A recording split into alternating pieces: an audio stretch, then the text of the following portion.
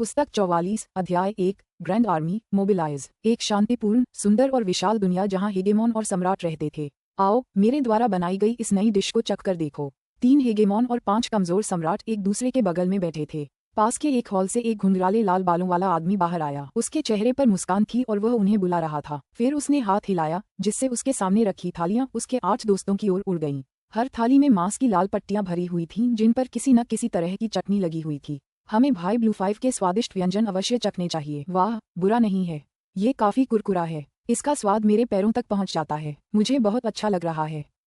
असल में मुझे थोड़ा नशा सा हो रहा है। ये स्वादिष्ट है, बिल्कुल स्वादिष्ट। ब्लू 5, कुछ और निकालो। हम लगभग खत्म हो गए हैं। सभी हेगेमोस ने भोजन की प्रशंसा की तथा और अधिक भोजन मांगा। शांत हो जाओ, मैंने अभी अभी यह चीज बनाई है। अगर तुम्हें पसंद आए तो मैं थोड़ी देर में और बनाऊंगा। लाल बालों वाला आदमी हंसते हुए बोला। उसे बहुत खुशी और गर्व हुआ कि उसके दोस्तों को उसका खाना बहुत पसंद आया। ठीक इसी क्षण सभी सिथे योद्धाओं, सर्वशक्तिमान अयर के आदेश स्वीकार करने के लिए तैयार हो जाओ। अचानक एक आवाज गूंजी। ये शब्द पूरी दुनिया में गूंज उठे, उसके हर कोने में गूंज उठे। ब्लू 5 सहित सभी 9 हेगेमॉन और सम्राट जो खा रहे थे और बातें कर रहे थे, तुरंत पीले पड़ गए। गड़गड़ाहट। इस दुनिया के बिल्कुल बीचों बीच सबसे ऊंचे स्थान पर अचानक प्रकाश का एक विशाल धुंधला स्तंभ प्रकट हुआ। प्रकाश स्तंभ के भीतर धीरे धीरे एक मानव आकृति आकार लेने लगी। ये गंजा, नंगे पांव, धूसर वस्त्रधारी अयर था। लंबा और हृष्ट पुष्ट अयर दुनिया के सभी लोगों को घूर रहा था। ये सिर्फ एक प्रक्षेपण था, लेकिन ये सभी हेगेमॉन और सम्राटों को भय से कांपने के लिए पर्याप्त था। सभी शासक और सम्राट, चाहे वे अपने अपने राज्यों में प्रशिक्षण ले रहे हों या मित्रों के साथ पार्टी कर रहे हों, सभी अतुलनीय श्रद्धा के साथ झुकने के लिए आगे आए तथा इस व्यक्ति के प्रति अपना सम्मान और समर्पण प्रदर्शित किया। सिथे के योद्धाओं, अयर ने नीचे की ओर उन्हें देखा। उसके चेहरे पर मुस्कान थी। आप सभी हमारी मातृभूमि से इस विदेशी अराजकता में आए हैं। और किस लिए? लड़ने के लिए। एक ऐसा युद्ध लड़ने के लिए जो हम सबकी, तुम्हारी और मेरी, नियति बदल देगा। हमें ये युद्ध जीतना ही होगा। अगर हम जीत गए तो तुम सबको पूरी आज़ादी मिल जाएगी। और मैं, अयर, तुम्हें हमेशा याद रखूंगा और तुम्हारे साथ अच्छा व्यवहार करूंगा। अयर ने कहा। हमारा पिछला युद्ध एक परीक्षण से ज्यादा कुछ नहीं था, लेकिन ये युद्ध आखिरी होगा। हम में से किसी के पास कोई रास्ता नहीं है। एक बार हम ये युद्ध हार गए तो भविष्य में जीतने का कोई मौका नहीं बचेगा। सभी हेगेमॉन और सम्राटों के दिल दहल गए। कोई रास्ता नहीं। पिछली बार उनके पास एक रास्ता था। जब उन्होंने देखा कि हालात उनके खिलाफ हो रहे हैं तो वे इस जगह पर वापस आ गए। इस अराजकता ब्रह्मांड में एक शाश्वत ओमेगा दाव का उदय हो गया है। अगर हम अभी हमला नहीं करते तो इस अराजकता ब्रह्मांड के मूल निवासी जल्द ही इतने शक्तिशाली हो जाएंगे कि हमारे पास उन्हें हराने का कोई मौका नहीं होगा। इस बार हमें चाहे जो भी कीमत चुकानी पड़े, जीतना ही होगा। जो अच्छा प्रदर्शन करेंगे उन्हें पुरस्कृत किया जाएगा। अगर तुम युद्ध में मारे भी गए तो भी मैं तुम्हें वापस लाने के लिए स्पेस टाइम को उलट दूंगा। जो काया भागने का फैसला करते हैं, अगर वे बच भी गए तो मैं उन सबको मौत के घाट उतार दूंगा। अब सभी को जुटना होगा। हमने बहुत पहले जो योजना बनाई थी उसका पालन करो और स्थानीय साधकों के विभिन्न लोगों की ओर बढ़ो। अयर की विशाल हवाई छवि धीरे धीरे लुप्त होने लगी। इस विशाल दुनिया के सभी आधिपत्य और सम्राटों पर दबाव की भावना तेजी से बढ़ने लगी। तो आखिरकार आखिरी युद्ध शुरू हो रहा है। हेगेमॉन ब्लू 5 अपने 8 दोस्तों के बीच खड़ा होकर धीरे से बुदबुदाया। मैं भाग्यशाली था कि पिछली लड़ाई में बच गया। फिर इस दुनिया में इतने सालों तक आनंदमय शांति मिली। यह उससे कहीं ज्यादा था जिसकी हमें उम्मीद थी। हम में से कुछ लोग बाद में आए, पहला युद्ध समाप्त होने के बाद। लेकिन ब्लू 5, हम इन साधकों के बारे में सब कुछ पहले से ही जानते हैं। हम ये युद्ध जीतने वाले हैं। ठीक है, हम जरूर जीतेंगे। कोई रास्ता नहीं है, केवल जीत ही हमें मुक्ति दिलाएगी। झगड़ा करना, लड़ो। हेगेमॉन और सम्राटों ने एक दूसरे को देखा। वे अपने साथियों के दृढ़ संकल्प और लड़ाकू आभा को महसूस कर सकते थे। उनकी नियति बहुत पहले ही तय हो चुकी थी। उन्हें अयर के आदेशों का पालन करना था और अयर ने उन्हें इस अराजकता की दुनिया में जाने का आदेश दिया था। यहाँ वे चुपचाप युद्ध शुरू होने का इंतजार कर रहे थे।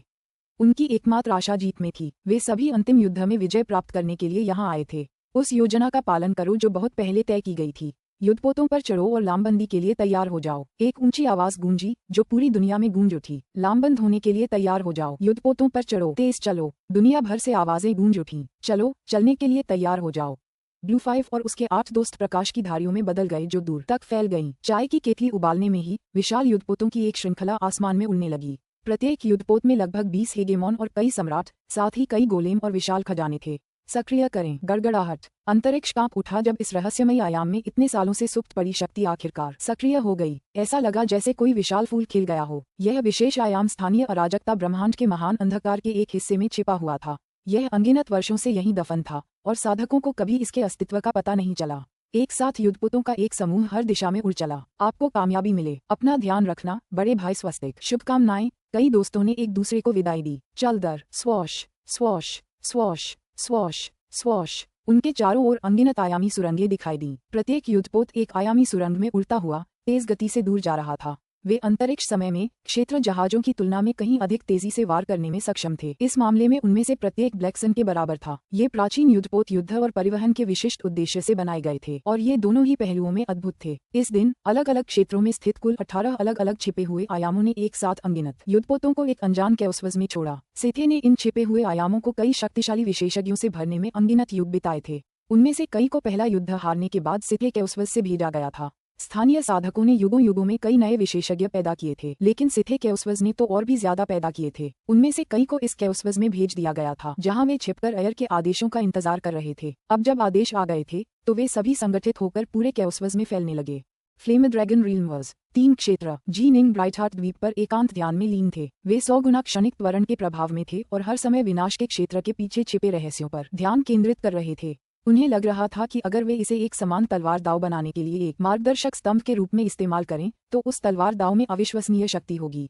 अरे, निंग ने अचानक अपनी आंखें खोलीं, ध्यान भंग करते हुए। यही वह क्षण था जब उन 18 छिपे हुए आयामों ने अचानक खुद को प्रकट किया था, अस्तित्व में आए थे और भारी संख्या में युद्धपोतों को मुक्त किया था, जो तेजी से पूरे कैओस्वज में फैल गए थे। उसी क्षण निंग को खतरे का एक गहरा, भयावह सा आभास हुआ जो उस पर टूट पड़ा, मानो काले तूफानी बादलों ने अचानक उसके ऊपर सूरज को ढक दिया हो। इस अदृश्य दबाव ने निंग के लिए शांत और संयमित रहना असंभव बना दिया था।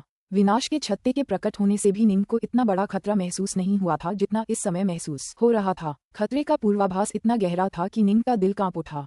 क्या हो रहा है? आखिर क्या हुआ? निंग को अंदाजा तो था, पर उसे यकीन नहीं था। उसकी हिम्मत नहीं हुई कि वो यकीन करे। पिछली बार निंग साफ साफ समझ पा रहा था कि खतरे का एहसास कहाँ से आ रहा है। इस बार मामला अलग था।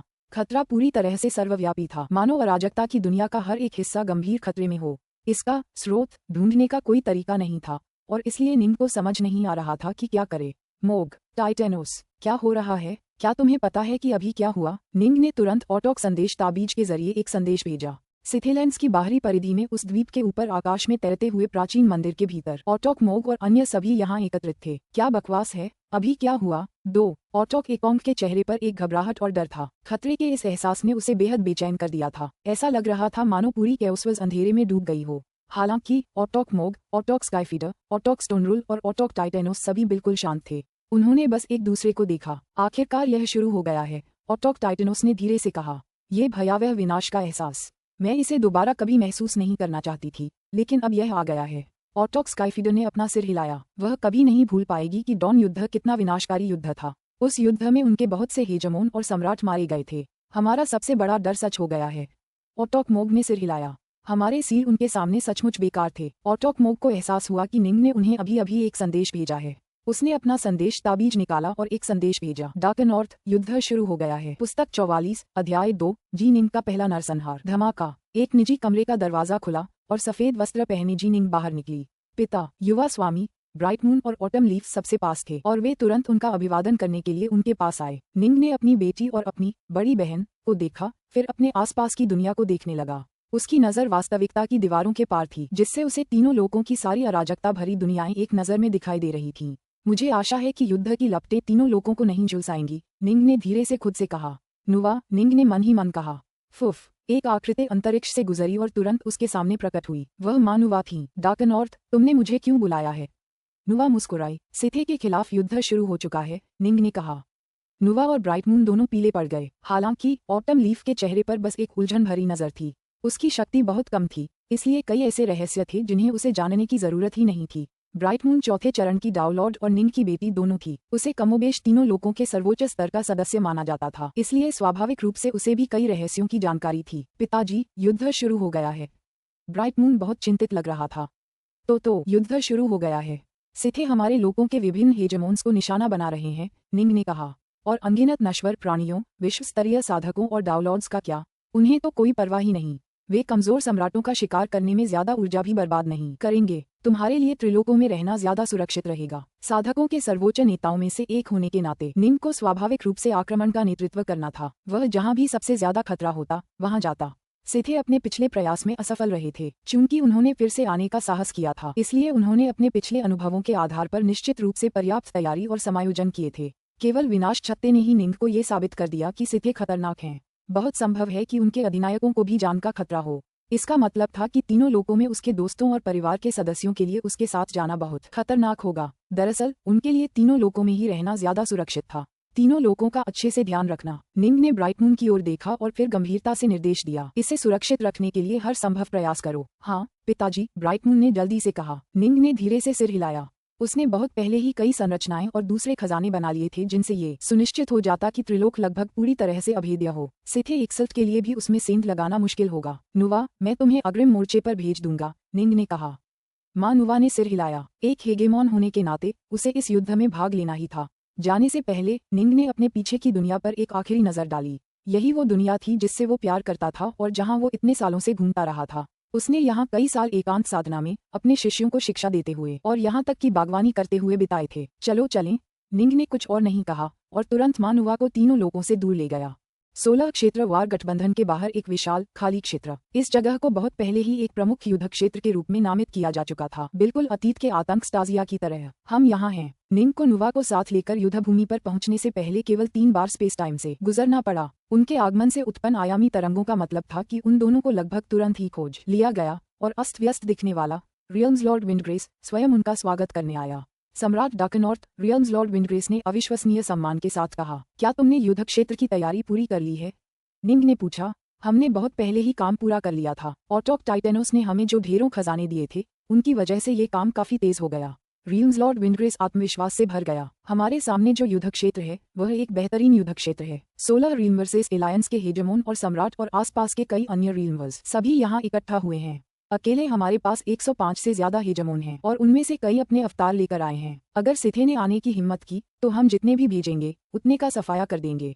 क्षेत्र स्वामी विंडग्रेस बहुत आश्वस्त थे क्योंकि डॉन युद्ध के दौरान साधकों के पास इतने शक्तिशाली हथियार नहीं थे जितने आज हैं। वे पूरी तरह से संरचनाओं पर निर्भर थे और परिणामस्वरूप उन्हें अविश्वसनीय रूप से भारी क्षति हुई थी। उन्होंने डॉन युद्ध जीत लिया था और परिणामस्वरूप उन्हें कई सिथे हथियार मिल गए थे। ऑटोक टाइटेनोस ने भी अनगिनत युग बिताए थे और ऐसे ही कई हथियार बनाए थे जो साधकों के इस्तेमाल के लिए और भी ज्यादा उपयुक्त थे।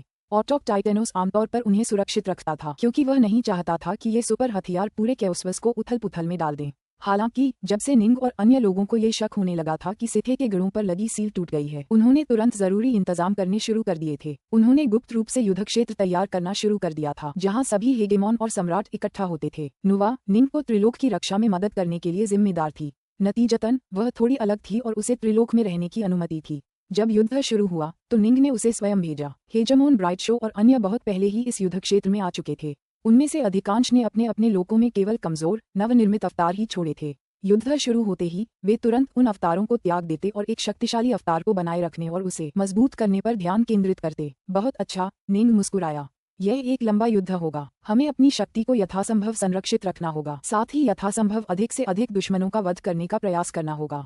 सिथे कई वर्षों से घात लगाए बैठे हैं। अब जब वे फिर से उभर आए हैं तो आपको बिल्कुल भी आत्मसंतुष्ट नहीं होना चाहिए या उन्हें कम नहीं आंकना चाहिए। समझ गया, रियल्म्स लॉर्ड विंडग्रेस ने जवाब दिया। तो फिर मैं चलता हूँ। निंग ने नुवा को आखिरी बार देखा, फिर मुड़कर बिना कोई निशान छोड़े गायब हो गया। मदर नुवा और रियल्म्स लॉर्ड विंडग्रेस दोनों ने निंग को गायब होते देखा। वे जानते थे कि एक ऑटोक श्रेणी के योद्धा के रूप में निंग पूरे कैओस्वस में कई युद्ध क्षेत्रों के लिए जिम्मेदार था। स्वॉश, निंग एक अलग लोक ब्रह्मांड के किनारे पर प्रकट हुआ। उसकी ईश्वर ज्ञान इतनी प्रबल थी कि वह एक लोक ब्रह्मांड से 100 गुना बड़े क्षेत्र को कवर कर सकती थी। परिणामस्वरूप वह इस लोक ब्रह्मांड के भीतर हर चीज की आसानी से जांच पड़ताल कर पा रहा था। यहाँ कोई सिथे नहीं है।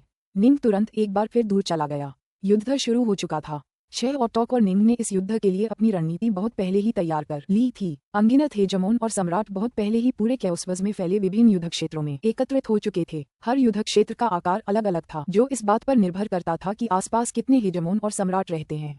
फ्लेम ड्रैगन रियल्म्स के आसपास के क्षेत्र में वास्तव में इतने हेजेमोन नहीं थे और इसलिए शायद ये एक उच्च प्राथमिकता वाला लक्ष्य नहीं होता, लेकिन चूंकि यह उसकी मातृभूमि थी इसलिए निंग जाने से पहले इसका व्यापक निरीक्षण करने वाला था। परिणामस्वरूप फ्लेम ड्रैगन रियल्म्स के आसपास कहीं भी किसी अन्य युद्ध क्षेत्र को तैयार करने की आवश्यकता नहीं थी। मदर नुवा और रियल्म्स लॉर्ड विंडग्रेस जिस युद्ध क्षेत्र में थे वह वास्तव में बहुत दूर स्थित था। निंग को वहां पहुंचने से पहले 3 बार स्पेस टाइम से गुजरना पड़ा। उन्होंने वहां जितने विशेषज्ञ इकट्ठा किए थे उसी के कारण इसे प्रथम श्रेणी के युद्ध क्षेत्र का दर्जा दिया गया था। हम सफेद वस्त्र पहने निंग एक धूसर ग्रह के ऊपर कहीं से प्रकट हुआ। उसकी ईश्वर इंद्रिय एक बार फिर प्रकट हुई जब उसने सिथे के किसी भी निशान को ढूंढा। कुछ नहीं। निंग एक बार फिर गायब हो गया। फ्लेम ड्रैगन रीलमर्स से शुरू करते हुए निंग ने आसपास के सभी रीलमर्स का निरीक्षण शुरू किया। अगर उसे सिथे का जरा भी सुराग मिलता तो वह तुरंत उनका पता लगाकर उन्हें मार डालता। 6 ऑटोक और निंग अपने अपने अवतारों के साथ अलग अलग क्षेत्रों पर नजर रखने के लिए जिम्मेदार थे। उन्होंने अपने अपने निर्धारित स्थानों में सफाई शुरू कर दी। हालांकि हर जोन इतना विशाल था कि इसमें समय लगता था। ये याद रखना जरूरी है कि इन जोनों से गुजरने में उन्हें सीधी रेखा में तेज गति से यात्रा करने में आमतौर पर महीनों लग जाते थे। यह इस बात का प्रमाण था कि कैओस्वर्स वास्तव में कितना विशाल था। अभी उन्हें अपने जोन के हर हिस्से का बारीकी से निरीक्षण करना था। उन्होंने ऐसा करने की हिम्मत सिर्फ इसलिए की क्योंकि वे बाकियों से कहीं ज्यादा तेज थे। वे जितनी जल्दी हो सके सिथे से निपट लेंगे ताकि अपने पक्ष के हेगेमॉन और सम्राटों पर से दबाव कम कर सकें। डार्कनॉर्थ, हमारे 6 युद्ध क्षेत्रों ने सिथे युद्धपोतों की खोज कर ली है और उनसे लड़ने के लिए आगे बढ़ गए हैं। ऑटोक टाइटेनोस ने ताबीज के जरिए संदेश भेजा। सिथे ने अपनी विशाल सेना पहले ही भेज दी है। ज्यादा से ज्यादा सिथे युद्धपोत हमारे अराजकता क्षेत्र में हमले शुरू कर देंगे। हमें उनमें से ज्यादा को नष्ट करना होगा क्योंकि हमारे पास सिथे की तुलना में कम हेगेमॉन, सम्राट और खजाने हैं। ठीक है, निंग ने सिर हिलाया। वह ये भी जानता था कि सिथे लोग हेगेमॉन और सम्राट पैदा करने में बेहतर थे। समय बीतने के साथ उन्होंने शायद अपने वतन से कई नए हेगेमॉन भी भेजे होंगे। इसमें कोई शक नहीं कि सिथे को साधकों और खजानों के मामले में काफी बढ़त हासिल थी। इस बढ़त की भरपाई 6 ऑटोक और निंग को करनी थी। फुश फुश फुश। निंग एक के बाद एक लोक ब्रह्मांडों में घूमता रहा। शुक्र है वह बहुत दूर तक स्कैन कर सकता था। उसकी तकनीकें इतनी अद्भुत थीं कि वह पहले से ही डूब चुके युद्धपोतों द्वारा छोड़े गए अवशेषों का भी पता लगा सकता था। इस प्रकार चाय की केतली उबालने में लगने वाले समय के बाद निंग को वह मिल गया जिसकी उसे तलाश थी। एक आभा। निंग की दिव्य इंद्रिय ने तुरंत ही महाअंधकार में कहीं दूर से एक धुंधली लहरदार आभा को पहचान लिया। यह वह आभा थी जिसे अराजकता ब्रह्मांड स्वयं ही पीछे धकेल रहा था। सिथे। निंग ने तुरंत आभा को पहचान लिया और उसकी ओर दौड़ना शुरू कर दिया। स्वूश स्वूश स्वूश। कुछ ही पलों के बाद निंग ने अपने सामने अंतरिक्ष में एक विशाल युद्धपोत को उड़ते हुए देखा। ये युद्धपोत इतना बड़ा था कि निंग द्वारा इतने सालों पहले खोजे गए टाइगहिल युद्धपोत के बराबर था। स्पेसटाइम का निरीक्षण करने वाले व्यक्ति ने तुरंत देखा कि निंग स्पेसटाइम से गुजरते हुए उनकी ओर बढ़ रहा है। उन्होंने निंग के पूरे शरीर को इतनी चमकदार प्रकाशमान शक्ति से जलते हुए देखा कि सिथे उसे सीधे देख भी नहीं पा रहे थे। ये तो मूल निवासी ऑटोऑर्क्स में से एक है। युद्धपोत में मौजूद सिथे हेगेमन्स और सम्राटों को तुरंत निराशा हुई। उड़ान के बीच में एक मूल निवासी ऑटोऑर्क्स से सामना, यह उनका सबसे बुरा सपना था। भागो भागो सब लोग, जितना हो सके भाग जाओ। किसी भी सिथे को विश्वास नहीं था कि वे किसी एक ऑटोक का विरोध कर सकते हैं। पुस्तक 44 अध्याय 3 दयनीय। युद्धपोत अपने आसपास के क्षेत्र में स्पेस टाइम को नियंत्रित करता था, जिससे एक बार इसके चारों ओर 100 अरब किलोमीटर की सीमा में प्रवेश करने के बाद स्पेस टाइम के माध्यम से आगे बढ़ना असंभव हो जाता था। युद्धपोत वास्तव में हार्टफोर्स को रोकता है। जी निंग उन्हें मारने के लिए अपनी हार्टफोर्स एराडिकेटर तकनीक का उपयोग करने की योजना बना रहा था, लेकिन उसे पता चला कि यह तकनीक जहाज के पतवार से होकर नहीं गुजरेगी। जल्दी चलो भागें, भाग जाओ। पहले उसे एक धमाका दो। धमाका। एक भयानक रूप से विशाल ब्लेड अंतरिक्ष से निकला और ऑटोक स्तर की शक्ति से निंग पर टूट पड़ा। निंग तुरंत हवा और बिजली के तूफान में बदल गया और एक भूतिया अप्रत्याशित तरीके से करोड़ों किलोमीटर की दूरी तय कर ली। युद्धपोत से निकला विशाल आयामी ब्लेड उसे छूने के करीब भी नहीं पहुंच सका और बस एक धड़कन के बाद निंग युद्धपोत तक पहुंच गया। स्वॉश स्वॉश स्वॉश। विशाल युद्धपोत के बाहर आधिपत्यवादी और सम्राट प्रकट होने लगे थे। वे तितर बितर होने लगे थे और हर दिशा में भागने लगे थे। बचने वाला हर एक व्यक्ति उनके लिए जीत का प्रतीक था। मर जाओ। निंग ने अपनी ठंडी निगाहों से उन्हें घूरा और एक अदृश्य शक्ति का झोंका उन पर तुरंत छा गया। इस शक्तिशाली हृदय बल के प्रहार ने उन्हें तुरंत ही नष्ट कर दिया। मैं अंदर जाता हूँ। निंग ने युद्धपोत के बाहरी आवरण को छुआ और तुरंत अंदर ही अंदर पलकें झपकाईं। अच्छा नहीं, तानाशाह अंदर आ गया है। बर्बाद, हम बर्बाद हो गए हैं। युद्धपोत के अंदर मौजूद हेगेमॉन और सम्राटों ने भागने का कोई भी विचार त्याग दिया, क्योंकि अब यह स्पष्ट था कि निश्चित मृत्यु बाहर भी उनका इंतजार कर रही थी। आदरणीय ऑटोक, क्या आप इन कमजोर बच्चों को छोड़ देंगे? हमें छोड़ दो। हमें ऐसा करने के लिए मजबूर किया गया है। कल्टीवेटर ऑटोक, आप हमें मार सकते हैं, लेकिन मैं आपसे हमारे बच्चों को छोड़ देने का अनुरोध करता हूँ। वे आपके कैओस्वर्स से संबंधित हैं और उसका हिस्सा हैं। कुछ हेगेमोस ने दया की भीख मांगी, जबकि कुछ ने मृत्यु स्वीकार कर ली, लेकिन अपने वंशजों के लिए दया मांगी। निंग के अंदर आते ही वह हार्टफोर्स के जरिए युद्धपोत के हर इंच को आसानी से स्कैन कर पाया था। बस एक विचार से वह वहां मौजूद सभी सिथे को मिटा देगा। यही हार्टफोर्स को इतना घातक बनाता था। अगर ऑटोक बोलिन या ऑटोक एकोंग आ जाते तो उन्हें विभिन्न सुरक्षा क्षेत्रों को भेदने में समय बर्बाद करना पड़ता। इसके विपरीत हार्टफोर्स साधक दूर से ही बड़ी संख्या में विरोधियों का सफाया करने में सक्षम थे। यहाँ आओ। निंग 100 से ज्यादा हेगेमॉन और सम्राटों के पास से गुजरा, जो पहले ही हार मान चुके थे। अपने हाथ के एक इशारे से उसने उन्हें अपनी संपत्ति दुनिया में खींच लिया। एक और झिलमिलाहट के साथ निंग इस पूरे युद्धपोत के सबसे मध्य क्षेत्र में पहुंच गया। यहाँ बड़ी संख्या में सिथे वंशज रहते थे। युद्ध शुरू होते ही विभिन्न छिपे हुए आयाम उजागर हो गए और अब सुरक्षित नहीं रहे। अनगिनत युगों में उन छिपे हुए आयामों ने कई सिथे वंशजों को जन्म दिया था। स्वाभाविक रूप से उन्हें युद्धपोतों के साथ जाना ही था। ये सिथे वंशज। निंग ने धीरे से अपना सिर हिलाया, फिर अपना हाथ लहराया और सिथे वंशजों की भीड़ को भी अपनी ओर आकर्षित किया। बाकी लोग मर सकते हैं। कई लोग अभी भी भागने की कोशिश कर रहे थे। वे पूरे युद्धपोत में बिखरे हुए थे और निंग के पास उन्हें एक एक करके पकड़ने में समय बर्बाद करने का कोई मौका नहीं था। उसने बस अपना हार्टफोर्स एरेडिकेटर चलाया और एक विचार से वे सभी मारे गए। सच तो ये है कि निंग जानता था कि कई सिथे योद्धाओं को इस युद्ध में जबरदस्ती शामिल किया गया था। हालांकि ये सभ्यताओं का टकराव था जिसका परिणाम एक सभ्यता का विनाश ही था। निंग का समय बेहद कीमती था। अगर ज्यादा समय न लगे तो वह कुछ सिथे योद्धाओं को मारने के बजाय उन्हें पकड़कर कैद करने को तैयार था, लेकिन अगर ज्यादा समय न लगे तो वह उन्हें मिटा ही देना चाहता था। तुम अंदर जाओ। युद्धपोत से बाहर निकलने के बाद निंग ने युद्धपोत के साथ साथ उसके आसपास तैर रहे कई रियलशिप भी एकत्र किए। आमतौर पर जिन युद्धपोतों पर निंग या ऑटोक स्टोनरूल हमला करने के लिए जिम्मेदार होते थे, उन्हें पूरी तरह से सही हालत में ही कब्जा किया जाता था। ऑटोक एकोंग और अन्य युद्धपोत ज्यादातर बेहद विनाशकारी हमले करते थे, जिसके परिणामस्वरूप युद्धपोत क्षतिग्रस्त या नष्ट हो जाते थे। जहां तक निंग द्वारा कब्जा किए गए इस युद्धपोत की बात है, यह एक परिवहन युद्धपोत था जिसमें कई कलाकृतियां और खजाने भरे हुए थे जिनका अभी तक इस्तेमाल भी नहीं हुआ था। 26 अलग अलग युद्ध क्षेत्रों पर हमला हो रहा है। वे स्थित हैं। निंग के ऑटोक संदेश ताबीज से नई जानकारी मिली। साधकों के सर्वोच्च नेताओं में से एक होने के नाते निंग स्वाभाविक रूप से जानता था कि केओस्वज में उनकी सभी सेनाएं कहाँ स्थित हैं। इसलिए वह तुरंत जान जाता था कि कौन सी सेनाएं हमले की स्थिति में हैं। मैं स्प्रिंगसी युद्ध क्षेत्र के बहुत करीब हूँ। मैं तुरंत वहां पहुंचूंगा। ऑटोक स्टोनरूल ने बाकी 6 को संदेश भेजा। ऑटोक एक दूसरे के साथ सूचनाओं का आदान प्रदान कर रहे थे, ये सुनिश्चित करते हुए कि वे समग्र स्थिति पर पूरी तरह से नियंत्रण में हैं। समय बीतता गया। युद्ध के ज्यादा से ज्यादा मोर्चे युद्ध में उलझते गए। चूंकि विभिन्न मोर्चे एक दूसरे से बहुत दूर थे, इसलिए ऑटोक और निंग दोनों अलग अलग क्षेत्रों के लिए अलग अलग जिम्मेदार थे और वे बस यही कोशिश कर सकते थे कि ज्यादा से ज्यादा नुकसान पहुंचाएं। यह मूल निवासी ऑटोक्स में से एक है। अचानक सुनहरी रोशनी की एक चमकदार आकृति प्रकट हुई। युद्ध के मोर्चे पर हमला कर रहे सिथे हेगेमोन और सम्राट सभी स्तब्ध रह गए। वे जानते थे कि एक स्थानीय ऑटोक से मुठभेड़ विनाश का प्रतीक है। मर जाओ। निंग ने सिथे पर अपनी नजर घुमाई। अपनी असली पहचान छिपाने के लिए युद्ध के दौरान उसने जानबूझकर अपनी आभा को पूरी तरह से प्रज्वलित रखा, जिससे सिथे के लिए ये जानना असंभव हो गया कि वह कौन है। हार्टफोर्स की एक जबरदस्त लहर तुरंत फैल गई, जिसने आधे से ज्यादा रियल्म्स के बराबर का क्षेत्र घेर लिया। निंग ने बस एक ही विचार से युद्ध क्षेत्र में फैले 99% से ज्यादा सिथे को, यहाँ तक कि किलों और महलों में रहने वालों को भी खत्म कर दिया। केवल कुछ ही लोग बच पाए जो हार्टफोर्स को रोकने वाले महलों और युद्धपोतों के अंदर थे, लेकिन निंग ने बस कुछ सेकंड और बिताकर उन्हें खत्म कर दिया। रेलिक युद्ध क्षेत्र में सभी सिथे का सफाया कर दिया गया है। निंग ने अन्य 6 ऑटोक्स को संदेश भेजा, फिर अपने अगले गंतव्य की ओर तेजी से बढ़ गया। ऑटोक्स और निंग हर पल का फायदा उठाते हुए लगातार खतरों की तलाश में अराजकता की दुनिया में तेजी से आगे बढ़ते रहे।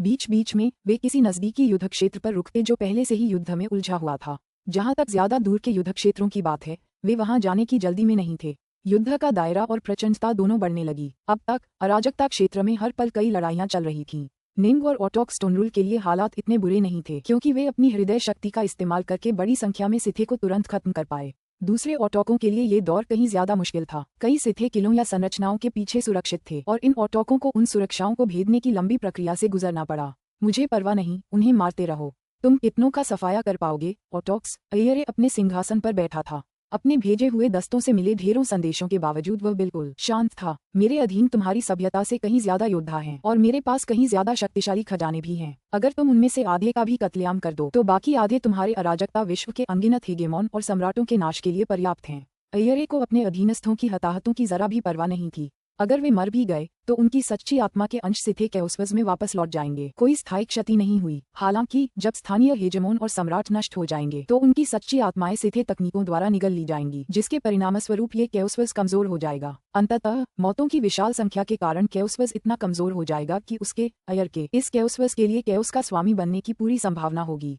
बस लड़ते रहो। अयर युद्ध पर पूरी तरह से नियंत्रण में था। उसे अच्छी तरह पता था कि उसे और किसानों को कितना नुकसान हुआ है।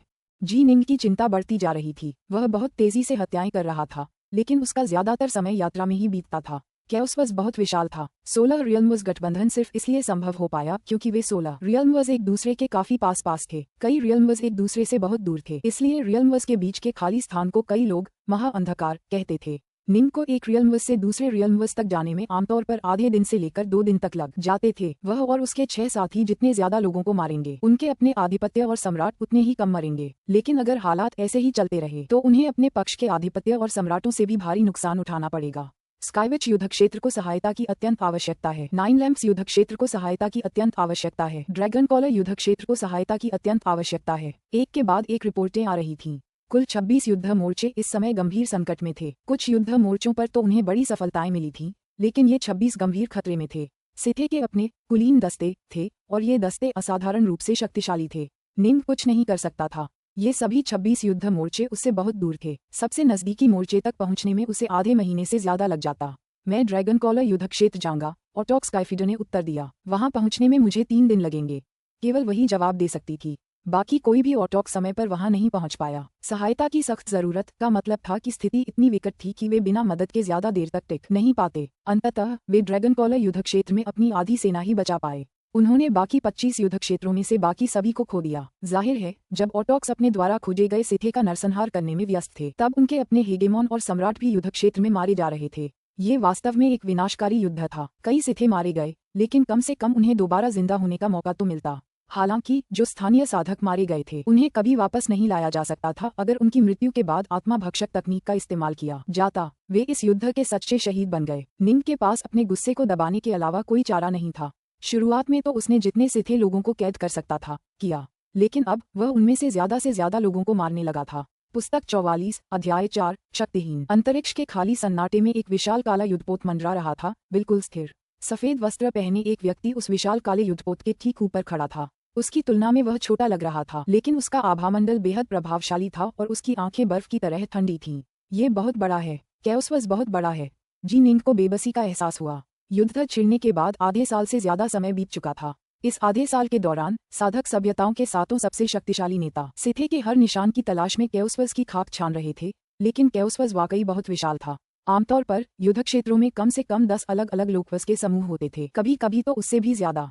हर एक युद्ध क्षेत्र दूसरे से बहुत दूर था और सिथे युद्धपोत भी उतने ही विरल और खोजने में मुश्किल थे। सिथे भी लगातार बदलाव कर रहे थे। हर बार जब निंग और दूसरे ऑटोक किसी जगह पर हमला करते तो सिथे उसके हिसाब से बदलाव कर लेते और ऑटोक के लिए अपने दूसरे युद्धपोतों को ढूंढना और भी मुश्किल बना देते। युद्धपोत ऑटोक से बचने की पूरी कोशिश कर रहे थे, जबकि निंग और अन्य उन्हें ढूंढने की पूरी कोशिश कर रहे थे। टोंगू युद्ध क्षेत्र को सहायता की सख्त जरूरत है। एक और रिपोर्ट आई। टोंगू युद्ध क्षेत्र। निंग ने मन ही मन आह भरी। वह बहुत दूर है। अधिकतम गति से वहां पहुंचने में मुझे 20 दिन लगेंगे। आगे बढ़ने का समय आ गया है। निंग ने हाथ हिलाया, युद्धपोत को उठाया और फिर अंतरिक्ष में घूमकर सिथे की तलाश जारी रखी। ये समुद्र की तलहटी में सुई ढूंढने जैसा था। यह एक बहुत ही रोबोटिक और सुन्न कर देने वाली प्रक्रिया थी। ऑटोक्स बड़े इलाकों को स्कैन करने और 1-2 युद्धपोतों को ढूंढने के लिए अपनी अपार शक्ति पर निर्भर थे। ये प्रक्रिया अनाड़ी जरूर थी, फिर भी यह उपलब्ध सबसे कुशल प्रक्रिया भी थी। क्या तुमने गौर किया? ये युद्ध काफी अजीब रहा है। ऑटोक टाइटेनोस ने बाकी 6 को भेजा। युद्ध आधे साल से ज्यादा समय से चल रहा है और लड़ाइयां भीषण रही हैं। अब जब सिथे को पता चल गया है कि हम कहाँ हैं, तो हमारे लिए उनके युद्धपोतों को ढूंढना और भी मुश्किल हो गया है। ये सब तो अपेक्षित ही था, लेकिन हमें अभी तक किसी भी सिथे एक्सल्ट का सामना नहीं करना पड़ा है। शिकार और हत्या करते हुए ऑटोक एक दूसरे के साथ संदेशों का आदान प्रदान करते रहे। आखिरकार शिकार की प्रक्रिया मानसिक रूप से इतनी ज्यादा थका देने वाली नहीं थी। ठीक है, मुझे कोई सिथे एक्सल्ट नहीं मिला है, ऑटोक एकोंग ने सहमति जताई। मुझे भी उनमें से एक भी नहीं मिला। हमारे कैओसवस में साधकों द्वारा भेजी गई विभिन्न रिपोर्टों के अनुसार कोई भी सिथे एक्सल्ट प्रकट नहीं हुआ है, ऑटोक स्टोनरूल ने कहा। मुझे भी कोई नहीं मिला। तार्किक रूप से कहें तो सिथे के पास लड़ने के लिए कई एक्सल्ट तैयार होने चाहिए, निंग ने जवाब दिया। वे युगों से निष्क्रिय पड़े हैं। मुझे आश्चर्य नहीं होगा अगर उनके पास इस युद्ध में भाग लेने के लिए दर्जनों एक्सल्ट तैयार हों, लेकिन उन्होंने एक भी तैनात नहीं किया है। ये बेहद अजीब है। सभी सिथे का शिकार करते समय आपको लगातार सतर्क रहना होगा। मुझे चिंता है कि सिथे एक्सल्ट के छिपे रहने के पीछे कोई साजिश है। ऑटोक टाइटेनोस ने मन ही मन संदेश भेजा। ऑटोक स्काईफीडर ने सहमति जताते हुए कहा, शायद उन्हें पता नहीं है कि डार्कनॉर्थ सम्राट बन गया है, लेकिन उन्हें पता है कि हमारे पास एक अनंत ओमेगा तलवार दाव है। इसलिए सिथे को अच्छी तरह पता होना चाहिए कि हमारे खिलाफ ये युद्ध उनका आखिरी मौका है। अगर वे हार गए तो हम भविष्य में और भी ज्यादा शक्तिशाली हो जाएंगे और उनके पास हमारे सामने टिकने का कोई मौका नहीं होगा। हकीकत में उन्हें अपना सब कुछ हमारे खिलाफ झोंक देना चाहिए। जैसे ही वह विशालकाय छत्ता दिखाई दिया, मैं समझ गया कि सिथे ने इस युद्ध के लिए असाधारण तैयारी की है। युद्ध शुरू होने के पूरे 6 महीने बाद भी कोई एक्सल्ट दिखाई न देना। हमें सचमुच सावधान रहने की जरूरत है। मान गया। सतर्क रहो, हर समय स्कैन करते रहो। खुद को किसी जाल में मत फंसने दो। शेह ऑटोक और निंग अपनी क्षमताओं पर पूरी तरह आश्वस्त थे। वे सिथे जैसे नहीं थे जिन्हें केओस्वज ने अस्वीकार कर दिया था और जो दाव का उपयोग करने में असमर्थ थे। निंग और ऑटोक के पास लगभग असीमित शक्ति थी। पिछले युद्ध के दौरान एक भी ऑटोक नहीं गिरा था। प्योजिड युद्ध क्षेत्र को सहायता की सख्त जरूरत है। अचानक एक और रिपोर्ट आई। प्योजिड का युद्ध क्षेत्र। निंग चौंक गया। उसने मन ही मन केओस्वज के अपने मानसिक मानचित्र को स्कैन किया और मन ही मन प्योजिड के युद्ध क्षेत्र को चिन्हित किया। वह उसके काफी करीब था। मुझे 2 दिन चाहिए, मैं अभी जाऊंगा। ठीक है डार्क नॉर्थ, मैं इसे तुम पर छोड़ता हूँ। मैं उनसे कहूंगा कि तुम्हारे आने तक रुकें, ऑटोक स्टोनरूल ने कहा। झटपट निंग पूरी गति से प्योजिड युद्ध क्षेत्र की ओर उड़ने लगा। अगर वह इन 2 दिनों में धीरे धीरे स्कैनिंग करता तो शायद उसे 1-2 सिथे युद्धपोत मिल जाते, लेकिन सिथे को मारने से ज्यादा जरूरी था उनके अपने और भी साधकों को बचाना। ऐसा इसलिए था क्योंकि जब उनके साधक मर जाते तो उनकी असली आत्माएं सिथे आत्मा भक्षक तकनीक द्वारा निगल ली जाती। इससे केओस्वज को ही नुकसान पहुंचता और उन्हें पुनर्जीवित करना नामुमकिन हो जाता। मुझे उम्मीद है कि मेरे आने तक वे डटे रहेंगे, निंग ने धीरे से कहा। युद्ध के मोर्चे पर नेता तभी मदद की गुहार लगाते थे जब उन्हें लगता था कि वे ज्यादा देर तक टिक नहीं पाएंगे। ऐसा आमतौर पर तभी होता था जब दुश्मन अपनी पूरी ताकत दिखा देते थे और आखिरी चौतरफा हमला कर देते थे। इस तरह संकट की सूचना भेजे जाने के कुछ ही देर बाद युद्ध के मोर्चे हार जाते थे। कभी कभी किसान 4 या 5 दिन तक जीवित रहते थे, कभी कभी एक दिन भी पूरा होने से पहले ही किसान नष्ट हो जाते थे। प्योजिड युद्ध क्षेत्र, यह वह जगह थी जहां एक अद्भुत आकाशीय नदी कई रूपों में इस क्षेत्र से होकर बहती थी, मानो कोई सांप अपने चारों ओर कुंडली मारे बैठा हो। नदी के कुंडलित प्रवाह के ठीक बीच में एक विशाल किला था और उस किले में 100 से ज्यादा आकृतियां रहती थीं। लगभग आधे हेगेमॉन थे जबकि बाकी सभी सामान्य सम्राट थे। उन्होंने अपनी सारी अमर ऊर्जा इस शक्तिशाली किले की देखभाल में लगा दी, जो उनकी रक्षा करने वाले शक्तिशाली रक्षात्मक गठन का केंद्र था। उनके कई अवतार और साथी पूरे एस्ट्रल नदी में स्थित थे, जहाँ वे महत्वपूर्ण स्थानों की रक्षा के लिए जिम्मेदार थे और सिथे के विरुद्ध लड़ रहे थे। ऑटोवर्क स्टोनरूल ने संदेश भेजा है, लाल दाढ़ी वाला हेगेमॉन दहाड़ा। 2 दिन, बस 2 दिन में एक ऑटोवर्क हमें बचाने आ जाएगा। क्या हम बच गए? कुछ हेगेमॉन और सम्राट जो निराशा की कगार पर थे तुरंत उत्साहित हो गए। ये तो बस एक 2ym दर्जे का युद्ध क्षेत्र था। उन्हें उम्मीद नहीं थी कि बेहद शक्तिशाली सिथे कुलीन दस्तों में से एक इस जगह पर हमला करेगा।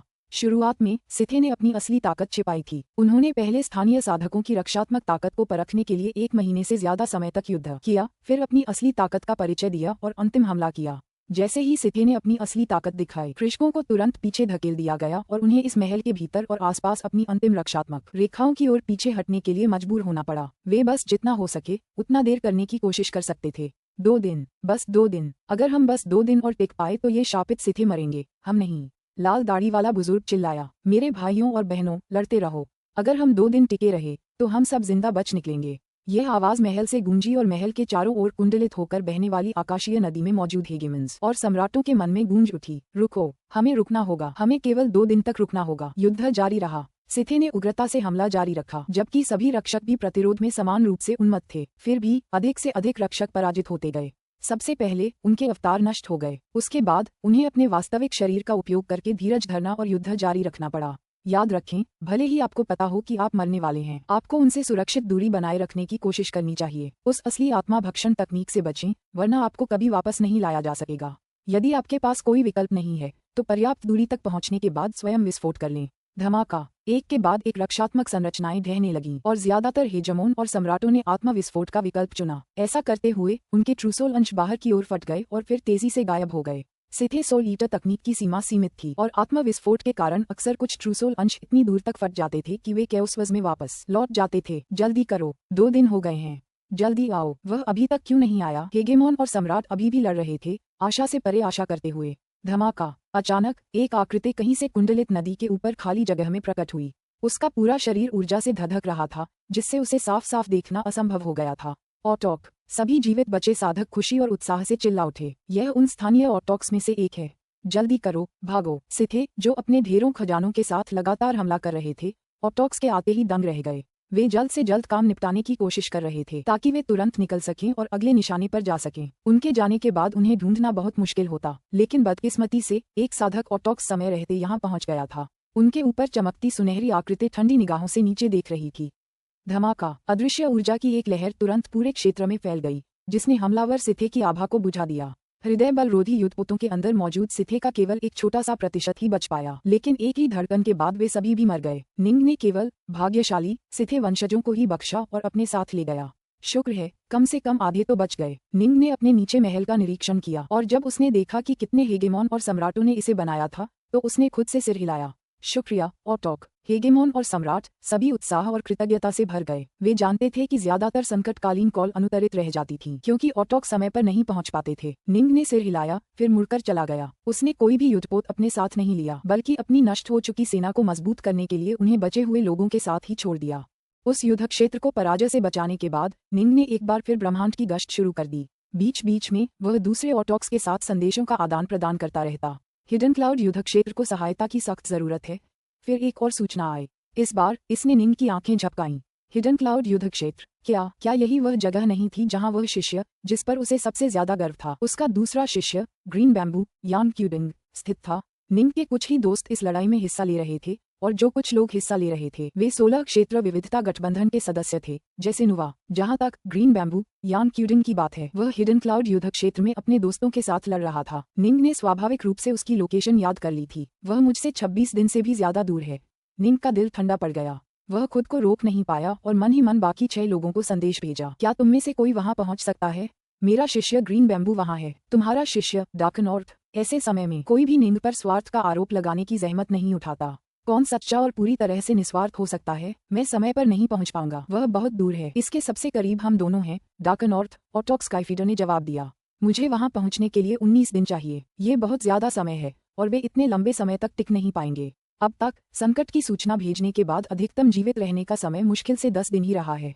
निंग चुप हो गया। वह कुछ नहीं कर सकता था।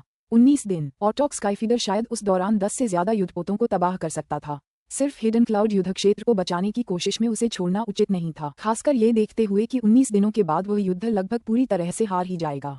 निंग सिर्फ ग्रीन बैम्बू का स्वामी ही नहीं था, वह इस अराजकता लोक के साथ सबसे शक्तिशाली नेताओं में से एक था जो इसके हर हिस्से की सुरक्षा के लिए जिम्मेदार था। 19 दिन बहुत लंबा समय है, निंग ने धीरे से जवाब दिया। चीजों की व्यापक योजना को देखते हुए यह इसके लायक नहीं है। भूल जाओ, निंग ने कुछ और नहीं कहा। वह महान अंधकार में सिथे की तलाश में वापस चला गया। पुस्तक 44 अध्याय 5 मृत्यु का कोई भय नहीं। जी निंग ने पूरे महा अंधकार में सिथे की खोज जारी रखी। उसका हृदय दुख और चिंता से भरा हुआ था। हरा बांस, तुम्हारा मालिक कुछ नहीं कर सकता। मैं तुम्हें नहीं बचा सकता।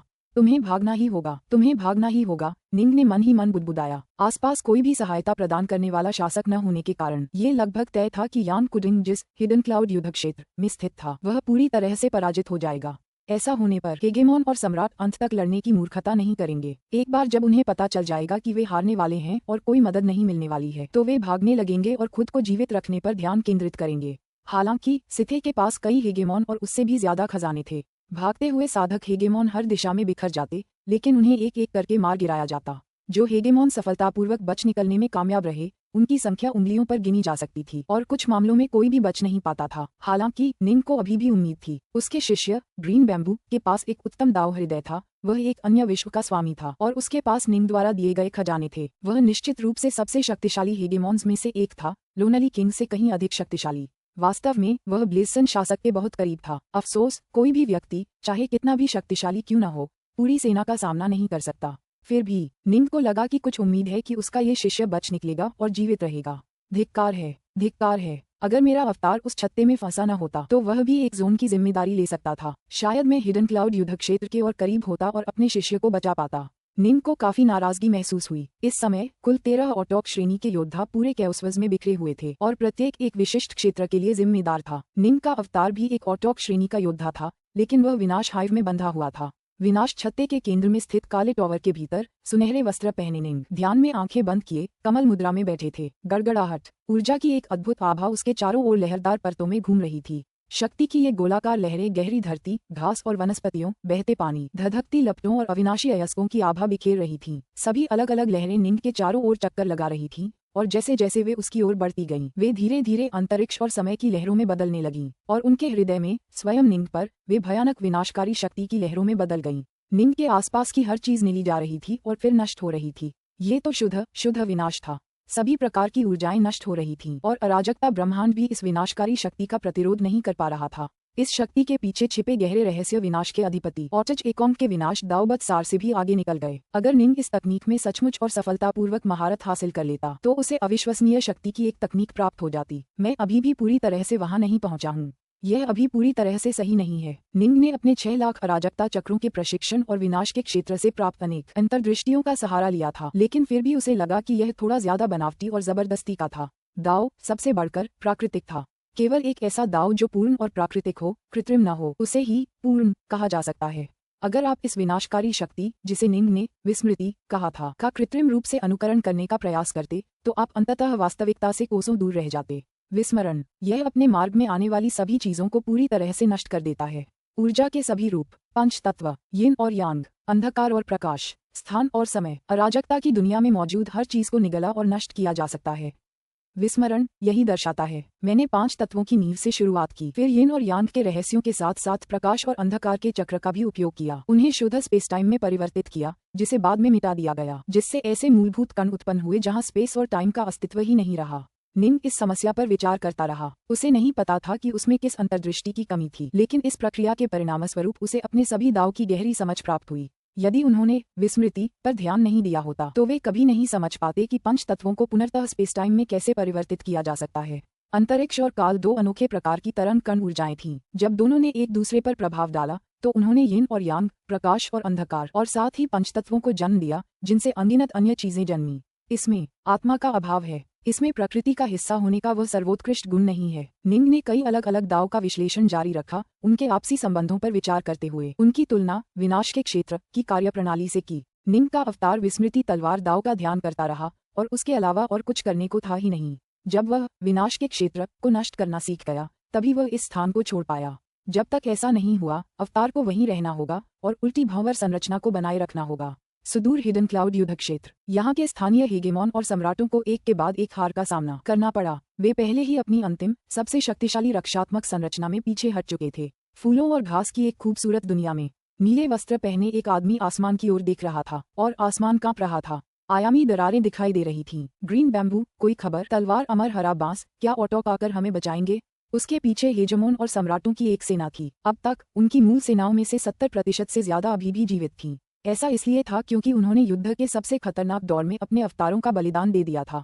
अब उनके सभी अवतार नष्ट हो चुके थे। यहाँ तक कि तलवार, अमर हरा बांस का अवतार भी युद्ध में मारा गया था। वे पहले ही पीछे की पंक्तियों में पीछे हट चुके थे। जब तक उनकी अंतिम सुरक्षा बची थी, वे लड़ते रह सकते थे, लेकिन एक बार उनकी सुरक्षा में सेंध लग गई तो उन सभी का कत्लेआम हो जाएगा।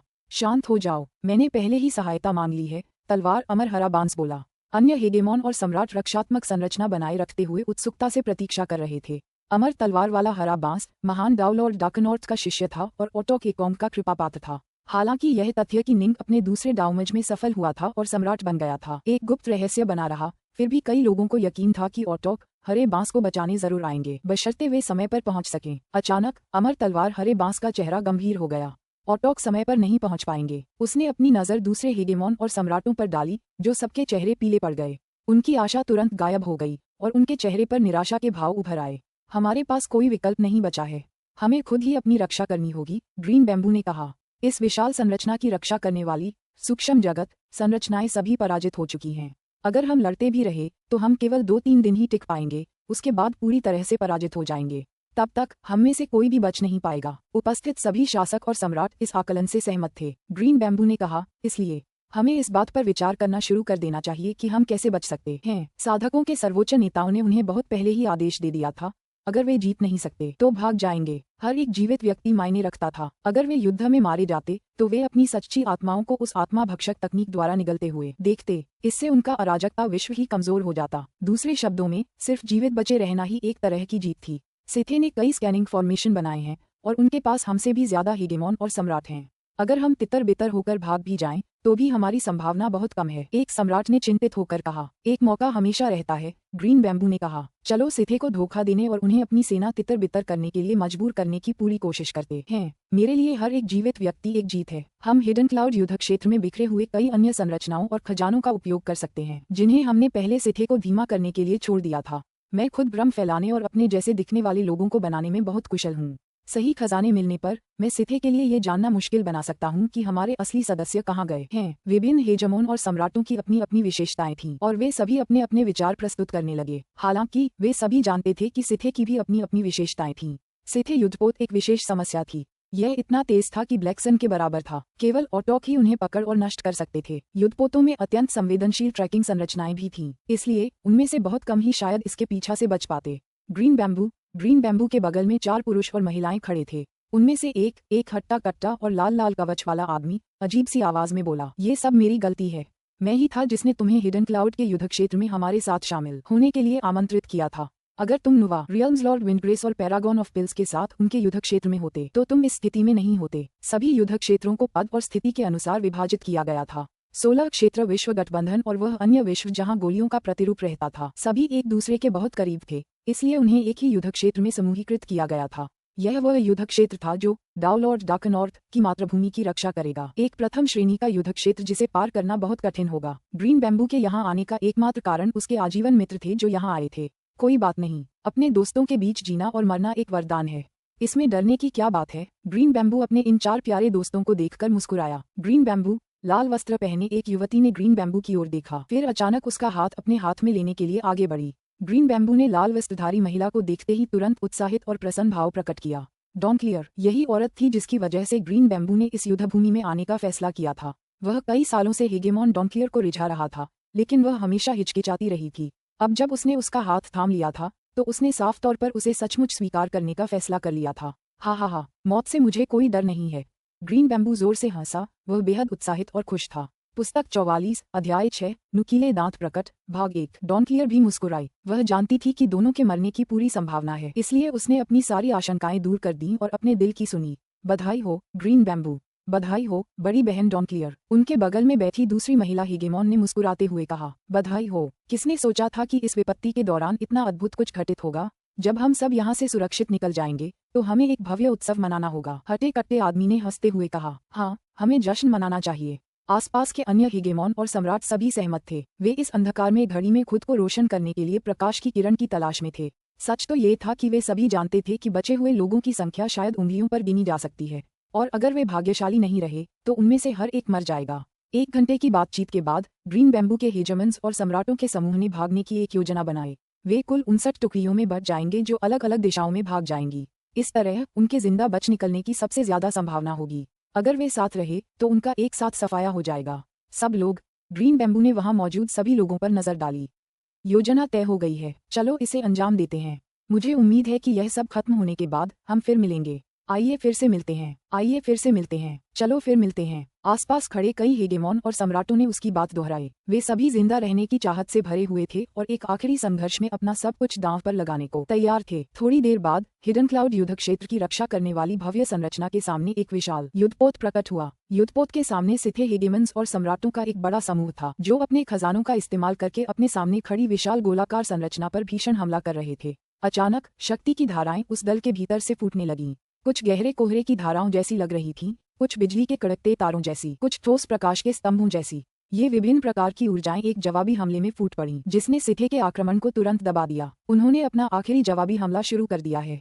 हाँ, हमला करते रहो, वे टूटने के कगार पर हैं। उस विशाल युद्धपोत के भीतर से देख रहे सिथे नेता को अंदर से देखते हुए बेहद आत्मविश्वास महसूस हुआ, लेकिन कुछ ही क्षणों बाद उसका चेहरा गंभीर हो गया। फुश फुश फुश। अनगिनत आकृतियां समूह से बाहर निकलीं और भागने लगीं। प्रत्येक एक अलग दिशा में जा रही थी। वे भाग रहे हैं। कितने सारे हैं? असली कौन से हैं मैं नहीं बता सकता। क्या आप बता सकते हैं कैप्टन, कौन से असली हैं?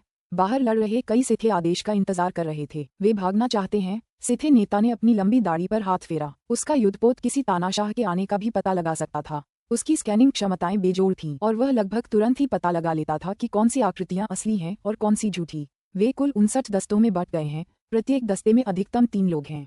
कई दस्ते एकल व्यक्ति दस्ते हैं। वे 59 अलग अलग दिशाओं में बंट गए हैं। अब मैं तुम्हें आदेश देता हूँ। सिथे नेता ने अलग अलग दस्तों का पीछा करने के लिए अलग अलग सिथे योद्धाओं को तैनात करते हुए अपने आदेश जारी करने शुरू कर दिए। ये युद्धपोत सिथे कुलीनों से बना था और इसमें असाधारण संख्या में हेगेमॉन और सम्राट थे। उनका अलग अलग पीछा करो, कोई भी भागने न पाए। सिथे नेता ने मन ही मन आदेश दिया। समझा, भागो। एक हरे वस्त्रधारी सम्राट अपनी जान बचाकर भाग रहा था। मैं बहुत कमजोर हूँ। सिथे शायद उन हेगेमॉन्स का भी पता लगा लेगा जो स्पेस टाइम में घुसने की कोशिश करते हैं। मेरे जैसे सामान्य सम्राट के लिए तो कोई मौका ही नहीं बचेगा। हरे वस्त्रधारी सम्राट जानता था कि उसके जीतने की संभावना कितनी कम है। हमने हिडन क्लाउड युद्ध क्षेत्र की तैयारी में बहुत मेहनत की है। यहाँ कई शक्तिशाली संरचनाएं हैं जो अभी भी बरकरार हैं। हमें बस उन्हें छोड़ना पड़ा। अगर मैं उनमें से किसी एक के अंदर छिप जाऊं तो वे मुझे ढूंढ नहीं पाएंगे। वह सांस लेने के लिए बची हुई संरचनाओं में से किसी एक में छिपने वाला था। खतरा टल जाने के बाद वह किसी दूर स्थान पर भाग जाएगा। झपट्टा, हरे वस्त्रधारी सम्राट चुपचाप पास की एक संरचना में घुस गया और आसानी से उसकी महान शक्ति पर नियंत्रण कर लिया। स्वूश स्वूश स्वूश, एक साथ 3 आकृतियां बाहर प्रकट हुईं। तीनों सिथे ब्लैक एम्परर्स थे। सिथे को पता था कि यह निशाना एक साधारण सम्राट है, इसलिए उन्होंने उससे निपटने के लिए 3 ब्लैक एम्परर्स भेजे थे। आखिरकार उनमें से हर एक के पास आधिपत्य की शक्ति थी। एक साधारण सम्राट को पकड़ना बहुत आसान होता। वह एक दल में भाग गया। तीनों काले सम्राटों ने एक दूसरे को देखा। इस संरचना के आसपास के पूरे इलाके को सील कर दो, मैं बाहर पहरा दूंगा, जबकि तुम दोनों उसके पीछे अंदर आओगे, काले सम्राटों में से एक ने कहा। ठीक है, चलो अंदर जाएं। बस 1 घंटे बाद हरे वस्त्रधारी सम्राट, जो उस टुकड़ी के अंदर भाग गया था, निराशा के कगार पर पहुंच गया। आखिरकार एक काले सम्राट ने आकाश को सोखने वाली हथेली से उसे धूल में मिला दिया। चलो भागते हैं। 2 हेजेमोन्स अंधेरे में भागे, स्पेस टाइम में 10 बार चक्कर लगाते हुए। जब उन्होंने देखा कि वे पकड़े जाने वाले हैं, तो आखिरकार वे एक रियल शिप लेकर आए।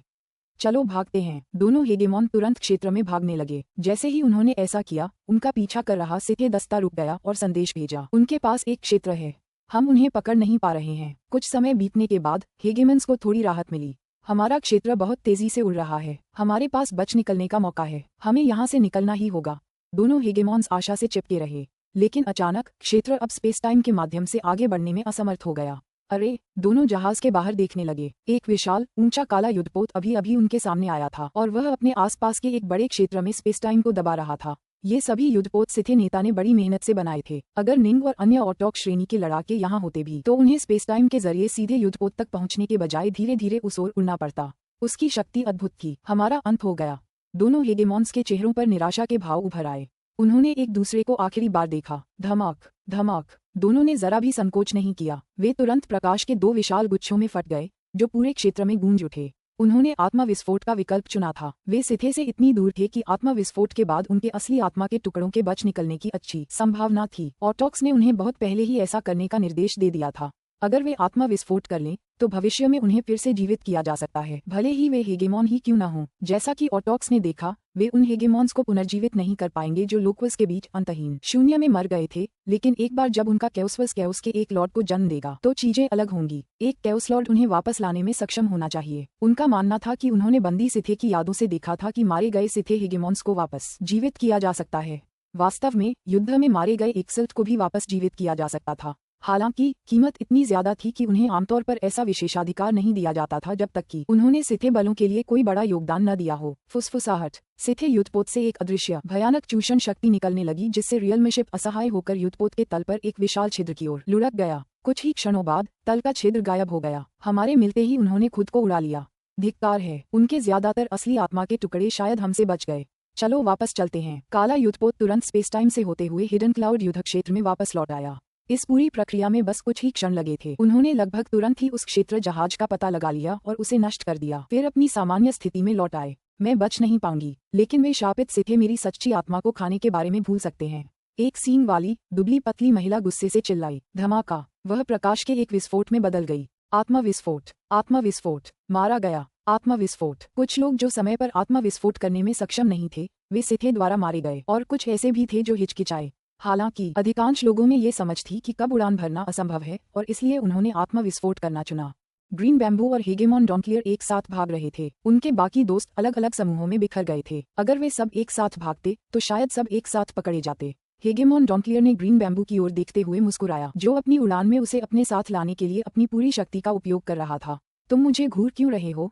ग्रीन बैम्बू ने चिढ़ाते हुए कहा। हालांकि उनका पीछा किया जा रहा था, फिर भी वे दोनों बिल्कुल निश्चिंत थे। कुछ नहीं, हेगेमॉन डॉन्टलियर ने मुस्कुराते हुए कहा। मुझे अचानक बहुत बहुत खुशी हो रही है। अगर हम बच भी न पाएं, तो भी साथ साथ मरना ठीक है। क्या बकवास कर रहे हो? हम जरूर बच निकलेंगे, चिंता मत करो। ग्रीन बैम्बू तेजी से भागता रहा। धमाका, अचानक उनके पीछे एक ग्रह आकार का किला प्रकट हुआ। किले के भीतर से एक आवाज गूंजी। तुम हिडन क्लाउड युद्ध क्षेत्र में तैनात सेनाओं के नेता जरूर होगे। तुमने हमारे लिए बहुत मुसीबत खड़ी कर दी है, बच्चे। अब संघर्ष करना बंद करो, तुम बच नहीं पाओगे। ग्रीन बैम्बू का चेहरा थोड़ा पीला पड़ गया। उसका सबसे बड़ा डर यही था। वह हिडन क्लाउड युद्ध क्षेत्र का सबसे शक्तिशाली साधक था। जब उसने अपने अवतार को सिथे के विरुद्ध युद्ध के लिए भेजा था, तो सिथे को उसे हराने के लिए बहुत बड़ी कीमत चुकानी पड़ी थी। निस्संदेह सिथे उसके भागते समय उस पर कड़ी नजर रख रहे थे। उन्होंने उसका पीछा करने के लिए अपने एक ग्रह आकार के महल को भी भेजा था। ये चीजें अंतरिक्ष समय में लोकयानों की तुलना में कहीं अधिक तेजी से घूमती थीं। डॉन क्लियर, उस खजाने को बांधना याद रखना जो मैंने तुम्हें पहले दिया था। यह ऐसी चीज है जिससे तुम स्पेस टाइम में बहुत दूर तक वार करके भाग सकोगे। ग्रीन बैम्बू ने तुरंत मन ही मन कहा, मैं उन्हें अभी रोक देता हूँ। तुम्हें भागना होगा। एक बार जब तुम सुरक्षित दूरी पर पहुंच जाओ तो उस चीज का इस्तेमाल करना।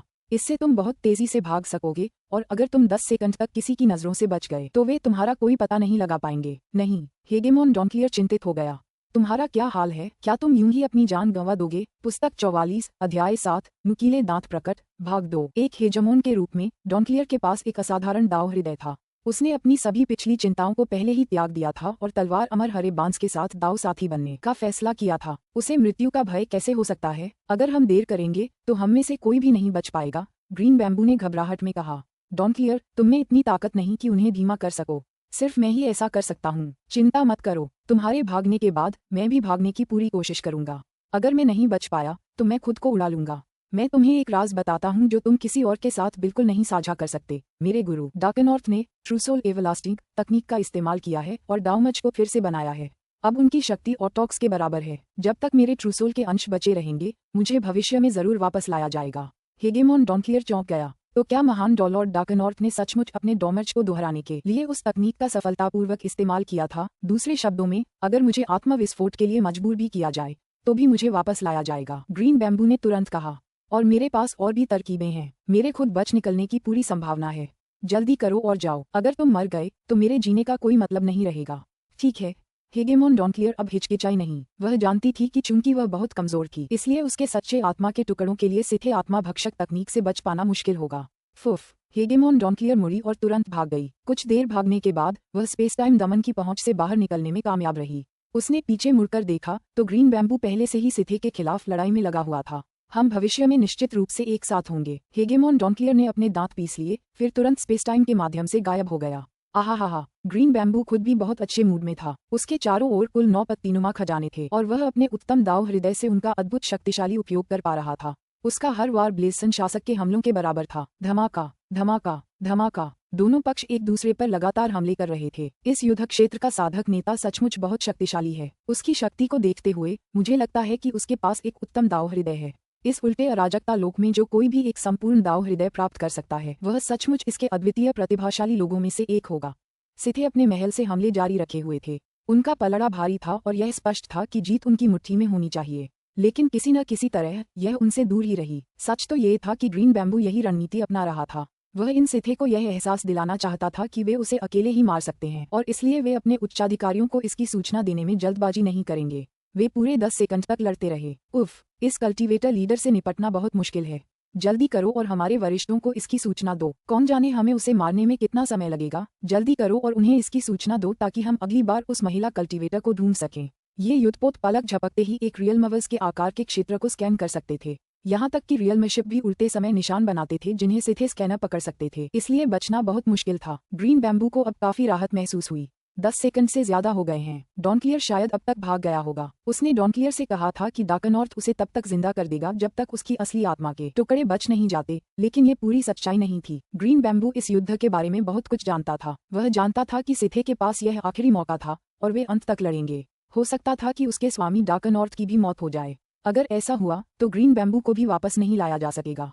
गड़गड़ाहट। अचानक एक स्पेस टाइम लहर प्रकट हुई। एक धड़कन के बाद एक विशाल युद्धपोत भी प्रकट हुआ जिसने एक बार फिर आसपास के स्पेस टाइम को दबा दिया। अच्छा नहीं। ग्रीन बैम्बू का चेहरा तनावग्रस्त हो गया। धमाका। सभी 9 पत्तीनुमा खजाने तुरंत ग्रीन बैम्बू के चारों ओर चक्कर लगाने के लिए वापस उड़ गए। उसे जकड़ लिया और फिर वे प्रकाश की एक लकीर में बदल गए जो अविश्वसनीय गति से उड़ गई। तुम्हें लगता है कि तुम बच निकलोगे? सिथे तुरंत पीछा करने के लिए आगे बढ़ा। धमाका। दूर की रेखा जो ग्रीन बैम्बू थी अचानक फट गई और प्रकाश का एक विशाल विस्फोट हुआ। आत्मविस्फोट के बावजूद वह शांत रहा। अंत तक उसके चेहरे पर एक हल्की सी मुस्कान थी। ये सब सार्थक था। जब तक उसकी प्रेमिका जीवित रही सब कुछ सार्थक था। एक और आत्मविस्फोट। उफ, हम उसकी आत्मा के कितने टुकड़े पकड़ पाए? मुझे लगता है ये बस इसका एक हिस्सा है। इनमें से लगभग सभी मूल निवासियों ने दूर से ही आत्मविस्फोट करना चुना है। हम आमतौर पर केवल टुकड़ों का एक हिस्सा ही पकड़ पाते हैं। शिकार जारी रखो। उसके साथ एक औरत थी। ग्रीन बैम्बू को आत्महत्या के लिए मजबूर करने के बाद सिथे ने तुरंत हेगेमोन डॉन क्लियर का पीछा करना शुरू कर दिया। अफसोस, उन्होंने लाख कोशिशों के बावजूद उसका कोई सुराग नहीं ढूंढ पाए। गड़गड़ाहट। एक इंद्रधनुषी वलय के आकार का खजाना स्पेस टाइम में आसानी से घूम रहा था, ब्लैकसन जितनी ही तेज गति से, लेकिन उससे भी ज्यादा गोपनीयता के साथ। इसके शुरुआती इस्तेमाल के 10 सेकंड बाद इसके सक्रिय होने के सारे निशान मिट जाते थे। ये ग्रीन बैम्बू का निजी भागने का खजाना था। उसने थोड़े समय के लिए ही प्रशिक्षण लिया था, लेकिन उसके पास एक बेहतरीन दाव हृदय था। इसका मतलब था कि उसे इस कैओस्वर्स के लिए एक अविश्वसनीय रूप से प्रतिभाशाली उम्मीदवार के रूप में देखा जा रहा था, जो भविष्य में एक ऑटोक बन सकता था। यही कारण था कि उसे इतना मूल्यवान खजाना दिया गया था, लेकिन अंत में उसने इसे हेगेमॉन डॉनक्लियर को दे दिया था। नहीं, भागते हुए हेगेमॉन डॉनक्लियर अचानक उस दिशा की ओर देखने लगी जहां से वह अभी अभी भागी थी। कर्म की शक्ति से उसे स्पष्ट रूप से आभास हो रहा था कि उसके जीवन का सबसे महत्वपूर्ण व्यक्ति अभी अभी मर गया है। उन्हें एक साथ बांधने वाला कर्म टूट गया था और पीछे एक खालीपन छोड़ गया था जो उसके दिल को चीर रहा था। उसके आंसू बहने लगे। ग्रीन बैम्बू, तुमने मुझसे वादा किया था कि तुम बच निकलोगे। तुमने वादा किया था। आंसुओं ने हेगेमॉन डॉनक्लियर की आंखों को धुंधला कर दिया। मुझे यकीन है कि वे तुम्हें वापस लाएंगे। तुम सीनियर डार्कनॉर्थ के शिष्य हो। वे जरूर लाएंगे। अंत में हेगेमॉन डॉनक्लियर ही हिडन क्लाउड युद्ध क्षेत्र में जीवित बचने वाला एकमात्र व्यक्ति था। बाकी सभी मारे गए। निंग महाअंधकार में उड़ता हुआ सिथे को ढूंढ रहा था और जब वह उन्हें पा लेता तो उन्हें नष्ट कर देता। अचानक उसका चेहरा पीला पड़ गया और उसका दिल कांप उठा। निंग ने मुड़कर अत्यंत दूर छिपे हुए बादल के युद्ध क्षेत्र की ओर देखा। हरा बांस। निंग कर्म की शक्ति से समझ गया कि उसका शिष्य चला गया है। वह इस अराजकता लोक से गायब हो गया था। स्पष्ट रूप से उसकी सच्ची आत्मा नष्ट हो गई थी। ग्रीन बैम्बू जैसा शक्तिशाली व्यक्ति भी बचकर नहीं निकल पाया। निंग पीड़ा से भर गया। सच तो ये है कि अगर ग्रीन बैम्बू खुद भागता तो उसके बचने की संभावना 30% - 40% होती, लेकिन उसने यह मौका हेगेमॉन डॉनक्लियर को दे दिया और अपने दुश्मनों को रोकने चला गया। सिथे। निंग ने अपना दर्द दूर कर दिया और उसकी जगह एक ठंडे और दृढ़ निश्चय को धारण कर लिया। ये युद्ध था, एक ऐसा युद्ध जो दो अलग अलग सभ्यताओं का भाग्य तय करेगा। इस युद्ध में कई हेगेमॉन मारे गए थे और मारे जाएंगे। ग्रीन बैम्बू उनमें से एक था। मर जाओ। निंग जानता था कि वह बस इतना कर सकता है कि जितने सिथे को मार सके मार डाले। समय बीतता गया और युद्ध लगातार घातक होता गया। 4 साल का उन्मत्त युद्ध पलक झपकते ही बीत गया। सिथे के उन्मत्त हमलों की शुरुआती लहर आखिरकार थमने लगी, क्योंकि उन्हें इतने नुकसान हुए कि वे विभिन्न युद्ध क्षेत्रों पर हमला जारी रखने में असमर्थ हो गए।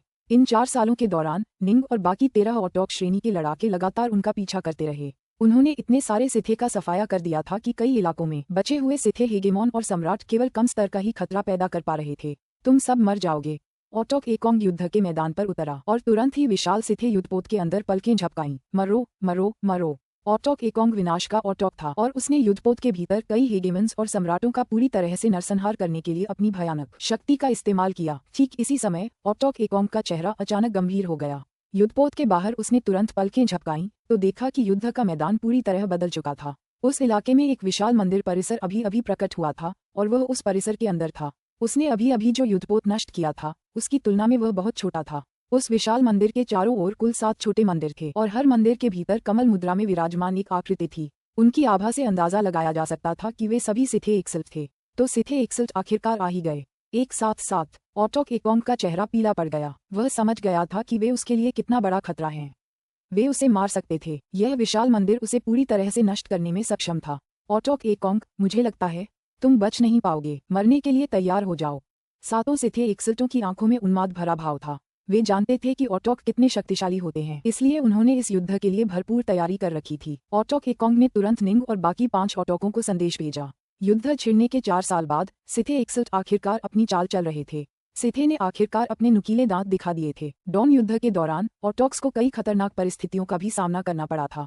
उन्होंने सिथेलेंस के केंद्र पर हमला करने की भी हिम्मत नहीं की, बल्कि बाहरी सीमाओं को ही सील कर दिया। विशाल वृक्ष जैसे जीव जिन्हें मारने में ऑटोक टाइटेनोस और ऑटोक मोग ने काफी लंबा समय बिताया था, सिथे द्वारा इस युद्ध के लिए तैयार किए गए कई औजारों में से एक थे। विनाश छत्ते ने बिना किसी संदेह के दिखा दिया था कि सिथे भयानक रूप से शक्तिशाली थे। वे अब ऑटोक्स को धमकाने के लिए पर्याप्त से अधिक शक्तिशाली थे। अगर ऑटोक सचमुच अजेय होते तो निंग और बाकी लोग सभी हेगेमॉन्स को इकट्ठा करके उन्हें अपनी अपनी संपत्ति दुनिया में बसा सकते थे। अगर वे सातों एक जगह इकट्ठे रहते तो उनकी जीत पक्की होती, है ना? लेकिन सच्चाई ये थी कि ऑटोक्स वास्तव में अजेय नहीं थे और वे ये जानते थे। उन्हें मारना संभव था, इसलिए उन्होंने हेगेमन्स को कैओस्वर्स में बिखेर दिया। इससे कम से कम ये सुनिश्चित हो जाता कि वे एक ही अल्फा हमले में नष्ट न हो जाएं। भले ही कल्टीवेटर्स कुछ लड़ाइयां हार जाएं, फिर भी वे भविष्य में उबर पाएंगे। 4 साल के युद्ध के बाद सिथे हेगेमॉन और सम्राट अब हमारे लिए कोई खास खतरा नहीं रहे। सिथे ने आखिरकार अपने कुलीन वर्ग को संगठित करना शुरू कर दिया है, ऑटोक टाइटेनोस ने मन ही मन कहा। यह आखिरी महायुद्ध होगा जिसका हम सामना करेंगे। अगर हम जीत गए तो हम इतने शक्तिशाली हो जाएंगे कि हमें फिर कभी किसी आक्रमणकारी से डरने की जरूरत नहीं पड़ेगी। हम सचमुच आजाद होंगे। लेकिन पहले हमें ये युद्ध जीतना होगा। यह अंतिम युद्ध होगा, संध्या युद्ध। आओ लड़ें। जीत के साथ हम हमेशा के लिए चिंतामुक्त हो जाएंगे। अगर हम हार गए तो शायद हम कभी उबर न पाएं। निंग और छह ऑटोक्स इस बात को समझ गए थे। उनके दिल अभूतपूर्व दृढ़ संकल्प से भरे हुए थे। कोई भी चीज और कोई भी व्यक्ति उनकी युद्ध की इच्छाशक्ति को हिला नहीं सकता था। वे लड़ेंगे। अब जबकि कमजोर हेगेमॉन और सम्राट अब खतरा नहीं रहे, सिथे 61 भी युद्ध में शामिल हो गए। अंतिम युद्ध शुरू हो गया था। अगर हम जीत गए तो मैं एक दिन यूवेई और मेरे दोस्तों और शिष्यों को पुनर्जीवित कर पाऊंगा। अगर हम हार गए तो सब कुछ खत्म हो जाएगा। मेरे माता पिता, ब्राइट मून, मेरे गुरु, ये सब चले जाएंगे। सारी सभ्यता खत्म हो जाएगी। हमारे भाग्य को पुनः प्राप्त करने का युद्ध अब सचमुच शुरू हो गया है। निंग की आंखें दृढ़ संकल्प से चमक रही थीं। पुस्तक 44, अध्याय 8, विशाल मंदिर। क्या हाल है एकोंग? वह सिथे मंदिर कितना मजबूत है। जी निंग और बाकी सभी ऑटोक एकोंग के बारे में चिंतित थे। सिथे 61 कितने समय से इंतजार कर रहे थे, ये देखते हुए कि वे निश्चित रूप से ऑटोकों के खिलाफ इस्तेमाल करने के लिए कुछ असाधारण तैयारी कर रहे थे। सबसे बुरी बात ये थी कि ऑटोक एकोंग का असली शरीर जाल में फंस गया था। अगर उसका अवतार ही जाल में फंस गया होता तो निंग और बाकी लोगों को इतनी चिंता नहीं होती। अगर उसका अवतार मर जाता तो उसे नया अवतार बनाने में बस कुछ और साल लगते। सच तो ये है कि टेम्पोरल एक्सेलरेशन के फायदों को देखते हुए एक अवतार बनाने में सिर्फ आधा महीना ही लगेगा। हालांकि उसकी पूरी शक्ति का ज्यादा से ज्यादा 50% ही होगा। सिथे के खिलाफ युद्ध में उस अतिरिक्त 20% शक्ति ने बहुत बड़ा अंतर डाला। लेकिन अगर उसका असली शरीर मर गया तो उसके साथ उसका अवतार भी मर जाएगा। ये कहीं ज्यादा बड़ा नुकसान था जिसकी भरपाई नहीं हो सकती। मुझे कुछ भी दिखाई नहीं दे रहा है, ऑटोक एकोंग ने जल्दी से जवाब दिया। कुछ क्षण पहले मैंने देखा कि वे सिथे 61 एक बड़े मंदिर के चारों ओर 7 छोटे मंदिरों में विराजमान थे। उन्होंने अचानक मुख्य मंदिर की शक्ति को सक्रिय कर दिया, जिससे मेरे आसपास का वातावरण बदल गया। अब मैं एक विशाल गलियारे के आकार की एक विशाल संरचना में फंस गया हूँ। मैं चाहे कहीं भी जाऊं, इस गलियारे से बाहर नहीं निकल पा रहा हूँ। मैं इस संरचना के पीछे छिपे किसी भी रहस्य को समझ नहीं पा रहा हूँ। एक संरचना, निंग, टाइटेनोस, स्काईफीडर, मोग, स्टोनरोल और बोलिन सब चौंक गए। एक ऑटोक भी इस संरचना का कुछ समझ नहीं पा रहा था। कितना शक्तिशाली रहा होगा। अगर ऑटोक एकोंग इससे बच नहीं सकता था तो बस इंतजार कर सकता था और सिथे 61 के भयानक हमलों को झेल सकता था। डार्कनॉर्थ और मेरे पास संरचनाओं में कुछ कौशल हैं। मैं उससे तुम्हारे ज्यादा करीब हूँ। एकोंग, अपना ख्याल रखना। मेरा अवतार सीधे तुम्हारी ओर आ रहा है और 12 दिनों में वहां पहुंच जाएगा। ऑटोक टाइटेनोस ने भेजा। संरचनाओं को समझने और उन्हें तोड़ने में अवतार भी असली शरीरों जितने ही कारगर होते हैं। ठीक है, जल्दी करो। इस संरचना में फंसकर मैं अपने दुश्मनों को भी नहीं ढूंढ पा रहा हूँ। ऑटोक एकोंग काफी चिंतित था। ये गलियारा सिर्फ 30 मीटर चौड़ा था, लेकिन उसे इसका कोई अंत नजर नहीं आ रहा था। चाहे वह कितनी भी दूर तक चले, वह इससे बाहर नहीं निकल पा रहा था। दीवारों के बारे में क्या? ऑटोक एकोंग ने पहले ही बलपूर्वक उन्हें तोड़ने की कोशिश की थी, लेकिन स्पष्ट रूप से उसके लिए उस संरचना को तोड़ने का कोई रास्ता नहीं था जिसे 7 सिथे 61 ने इस मंदिर की मदद से स्थापित किया था। मुझे यहाँ फंसाना शायद बस पहला कदम था। उनके असली जानलेवा हमले जल्द ही होने वाले हैं। ऑटोक एकोंग ने 6 भुजाएं दिखाईं, जिनमें से 3 में ढालें थीं और बाकी 3 में कृपाण, तलवार और एक शटल। विनाश के ऑटोक होने के नाते वह स्वाभाविक रूप से कई अलग अलग हथियारों में निपुण था। हालांकि ऐसा कम ही होता था कि उसे अपनी रक्षा के लिए ढालों का इस्तेमाल करना पड़े। 12 दिन, मुझे कम से कम 12 दिन तो टिकना ही है। ऑटोक एकोंग की आंखें बहुत शांत थीं, लेकिन वह बहुत सतर्क था।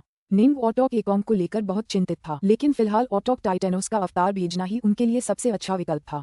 निंग ने खुद तलवार संरचना दाव की रचना की थी, लेकिन ऑटोक टाइटेनोस ने सिथे कलाकृतियों का विश्लेषण और सिथे संरचनाओं पर शोध करने में अनगिनत साल बिताए थे। वह संरचनाओं के दाव में निंग जितना ही कुशल था, लेकिन सिथे तकनीकों से निपटने में उसे कहीं ज्यादा अनुभव था। पिछली बार ऑटोक टाइटेनोस को रिवर्स वॉर्टेक्स फॉर्मेशन तैयार करने से पहले एनिहिलेशन हाइव में घुसने की भी जरूरत नहीं पड़ी थी। उसे बस निंग और मोग द्वारा दी गई जानकारी की जरूरत थी। हालांकि विभिन्न ऑटोक अपने अपने दावबद्ध सार में सबसे कुशल थे, फिर भी उनकी अन्य विशेषताएं भी थीं। उदाहरण के लिए ऑटोक बोलिन संसार दावबद्ध सार की रचना करने में असमर्थ रहे थे, लेकिन जीवन और मृत्यु को समझने के मामले में वे हेगेमॉन के स्तर से कहीं आगे थे। इस मामले में निंग भी उनका मुकाबला नहीं कर सकता था। जहां तक ऑटोक टाइटानोस का प्रश्न है, वह न केवल कर्मा दावबद्ध सार का स्वामी था, बल्कि वह शक्तिशाली कलाकृतियों और संरचनाओं को बनाने और विघटित करने में भी अत्यधिक कुशल था। ऑटोक एकोंग को पहली बार फंसाए जाने के 5 दिन बाद, वाह, ये तो बहुत करीब था। सज्जनों, मैं तो अभी अभी मरते मरते बचा। ऑटोक एकोंग ने निंग और बाकियों को संदेश भेजा। शुक्र है, युद्ध मेरी खूबी है। मुझे उन बार के हमलों को सहने के लिए अपने अजेय रूप का इस्तेमाल करना पड़ा और असल में मेरी आधी से ज्यादा ऊर्जा खर्च हो गई। मैं मरने के बहुत करीब पहुंच गया था। हा, लेकिन मैं बच निकला। निंग और बाकी सभी के चेहरे पर घबराहट के भाव थे। ये तो बस 5वां दिन था। ऑटोक टाइटेनोस को 12 दिन चाहिए थे। ये हमले कितने भयानक और शक्तिशाली थे कि एक ऑटोक के आधे ऊर्जा भंडार को कुछ ही दिनों में खत्म कर दिया। ऑटोक के पास लगभग असीमित ऊर्जा होती थी क्योंकि वे कितनी जल्दी अपने ऊर्जा भंडार को फिर से भर लेते थे। सावधान रहो, तुम्हें पकड़ना होगा, ऑटोक स्काईफीडर ने घबराहट में संदेश भेजा। हाँ, हम खुशकिस्मत हैं कि मैं ही अंदर फंसा हूँ। अगर तुम यहाँ होते स्काईफीडर, तो शायद तुम उन भयानक शक्तिशाली हमलों का सामना नहीं कर पाते। अब तक तुम धूल में मिल गए होते, ऑटोक एकोंग ने चिढ़ाते हुए कहा। चिंता मत करो, मैं पहले ही उनका सबसे बुरा हाल झेल चुका हूँ। मैं एक ऑटोक हूँ, तुम्हें पता है, मैंने अपनी ऊर्जा का भंडार पहले ही भर लिया है। उन्होंने तुम पर हमला करने के लिए क्या इस्तेमाल किया? ये हमले इतने शक्तिशाली कैसे हैं? निंग ने पूछा। हमले शक्तिशाली तो हैं, लेकिन थोड़े अनाड़ी भी। कहीं और, मैं इन हमलों को आसानी से चकमा दे सकता था या इन्हें दूसरी दिशा में मोड़ सकता था। समस्या यह है कि मैं इस गलियारे में फंस गया हूँ और मेरे पास जाने के लिए कोई जगह नहीं है। ये हमला एक धुंधली नीली सील के रूप में आता है जो पूरी तरह से गलियारे से जुड़ी हुई है और उसका ही एक हिस्सा लगती है। यह मुझ पर टूट पड़ती है, जिससे मुझे बचने के लिए कोई जगह नहीं मिलती। मेरे पास बस एक ही विकल्प है कि मैं इसका सीधा सामना करूं। ये भव्य मुहर अद्भुत रूप से बनाई गई है और इसमें मौजूद ऊर्जा समाप्त होने से पहले ये कुल 352 विस्फोटक हमले कर सकती है, जिसके बाद मुहर स्वयं नष्ट हो जाती है।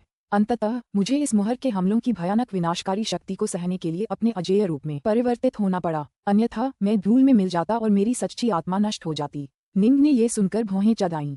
तो क्या ये बस एक विशाल सील थी जो तुम पर टूट पड़ी? लेकिन समस्या ये थी कि जब तुम दालान में फंस गए थे, तो भागने की कोई जगह नहीं थी।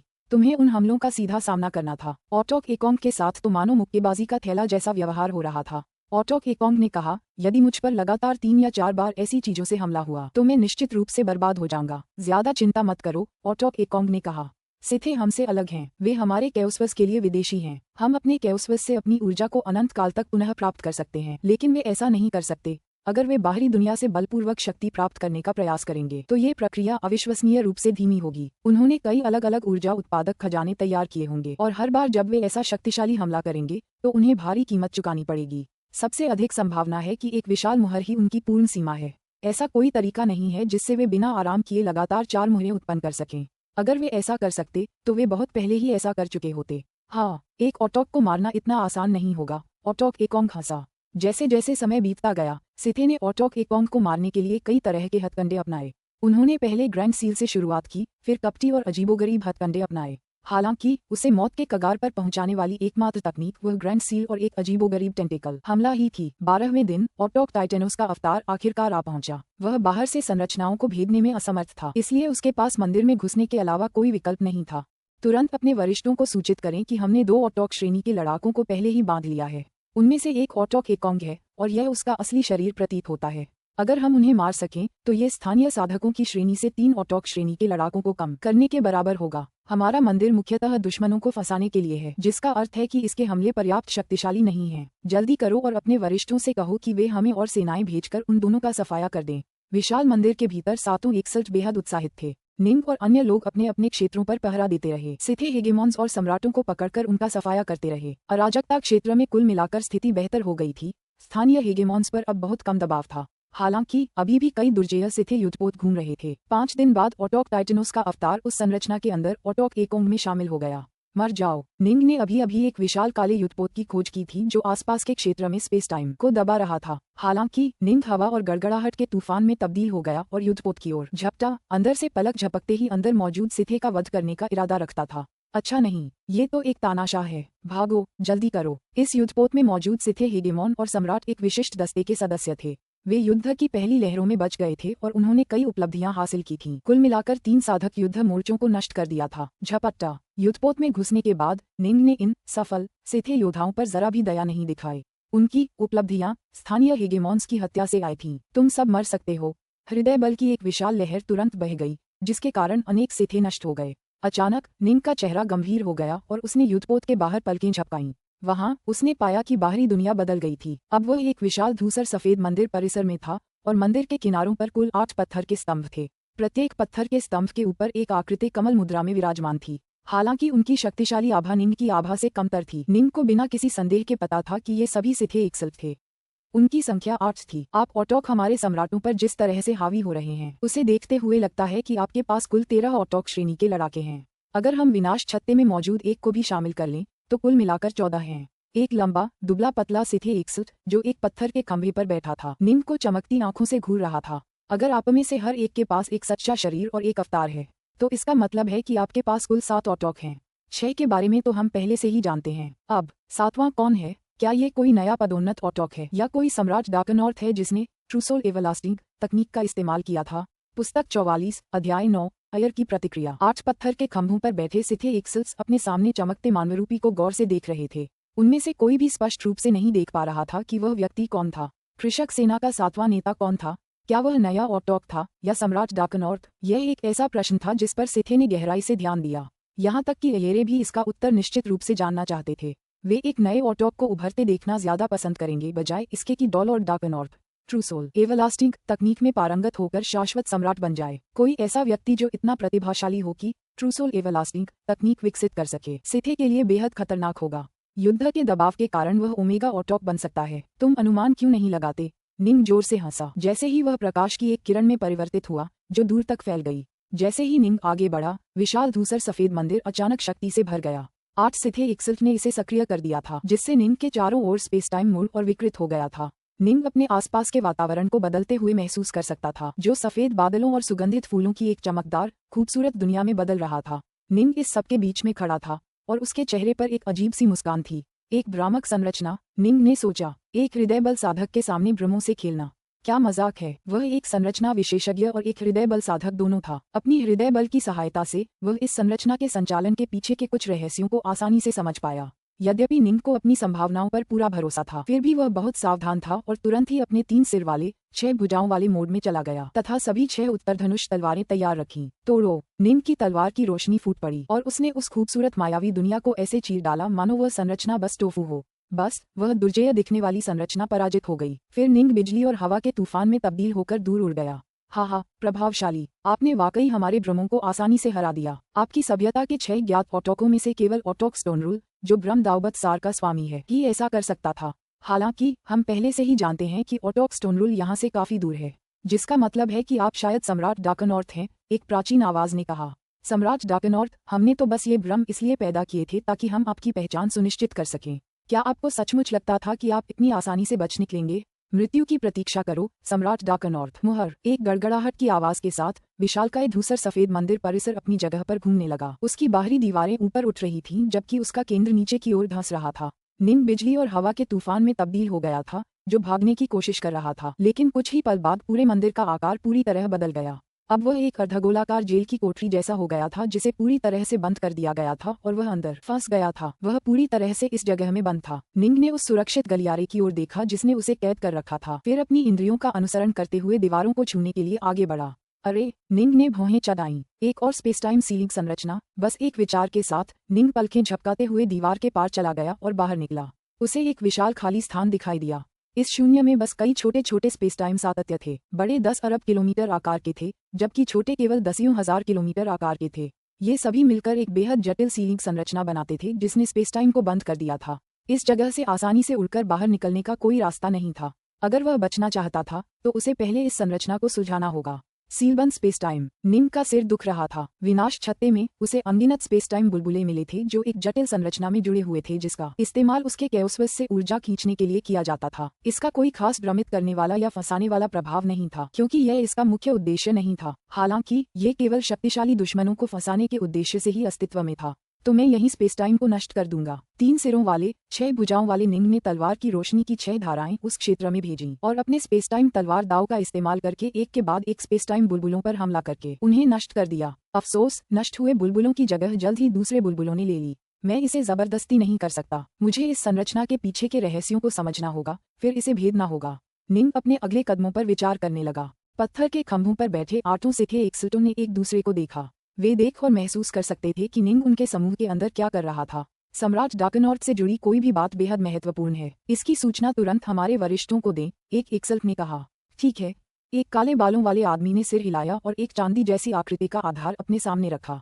इस आकृति के ऊपर कुल 3 चक्र थे जो धीरे धीरे अपनी जगह पर घूम रहे थे। धीरे धीरे चक्रों के बीच प्रकाश का एक धुंधला स्तंभ प्रकट हुआ जो एक मानव आकृति में बदल गया। एक क्षण बाद वह धुंधली आकृति पूरी तरह से एक लंबे, मांसल, धूसर वस्त्रधारी अयर में बदल गई। अयर अपने सिंहासन पर ध्यान में आंखें बंद किए बैठे थे। पूरी तरह से प्रकट होने के बाद ही उन्होंने अपनी आंखें खोलीं।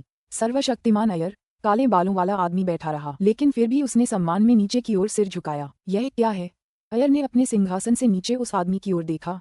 हम आठों ने आपके दिए मंदिर का इस्तेमाल करके एक ऑटोक श्रेणी के योद्धा को पकड़ लिया है। हमें शक था कि यह रहस्यमयी 7वां ऑटोक है, इसलिए हमने पहले उसे परखने के लिए भ्रम का इस्तेमाल किया। उसने लगभग तुरंत ही हमारे भ्रमों को परास्त कर दिया और अब हमें यकीन है कि कम से कम 80% संभावना है कि वह सम्राट डार्कनॉर्थ ही हो। काले बालों वाले आदमी ने सम्मानपूर्वक कहा। हम जानते हैं कि यह कितना गंभीर मामला है, इसलिए हमने तुरंत आपको इसकी सूचना देने का फैसला किया। सम्राट डार्कनॉर्थ। अयर की पहले से शांत निगाहें अचानक भयावह रोशनी से चमक उठीं। यही वह बात थी जिसने उसे सबसे ज्यादा चिंतित किया। अय्यरे ने इस युद्ध के लिए खूब तैयारियां की थीं। जिन सिथे हेगेमन्स और सम्राटों को उसने अग्रिम मोर्चे पर तैनात किया था, वे तोप के चारे से ज्यादा कुछ नहीं थे। अय्यरे को उनकी मौत पर जरा भी अपराधबोध नहीं हुआ, क्योंकि उनका कोई असर ही नहीं था। जब तक वे स्थानीय हेगेमन्स और सम्राटों को मारते हुए मरते रहे, तब तक यही कहा जा सकता था कि वे अपने मकसद में कामयाब रहे।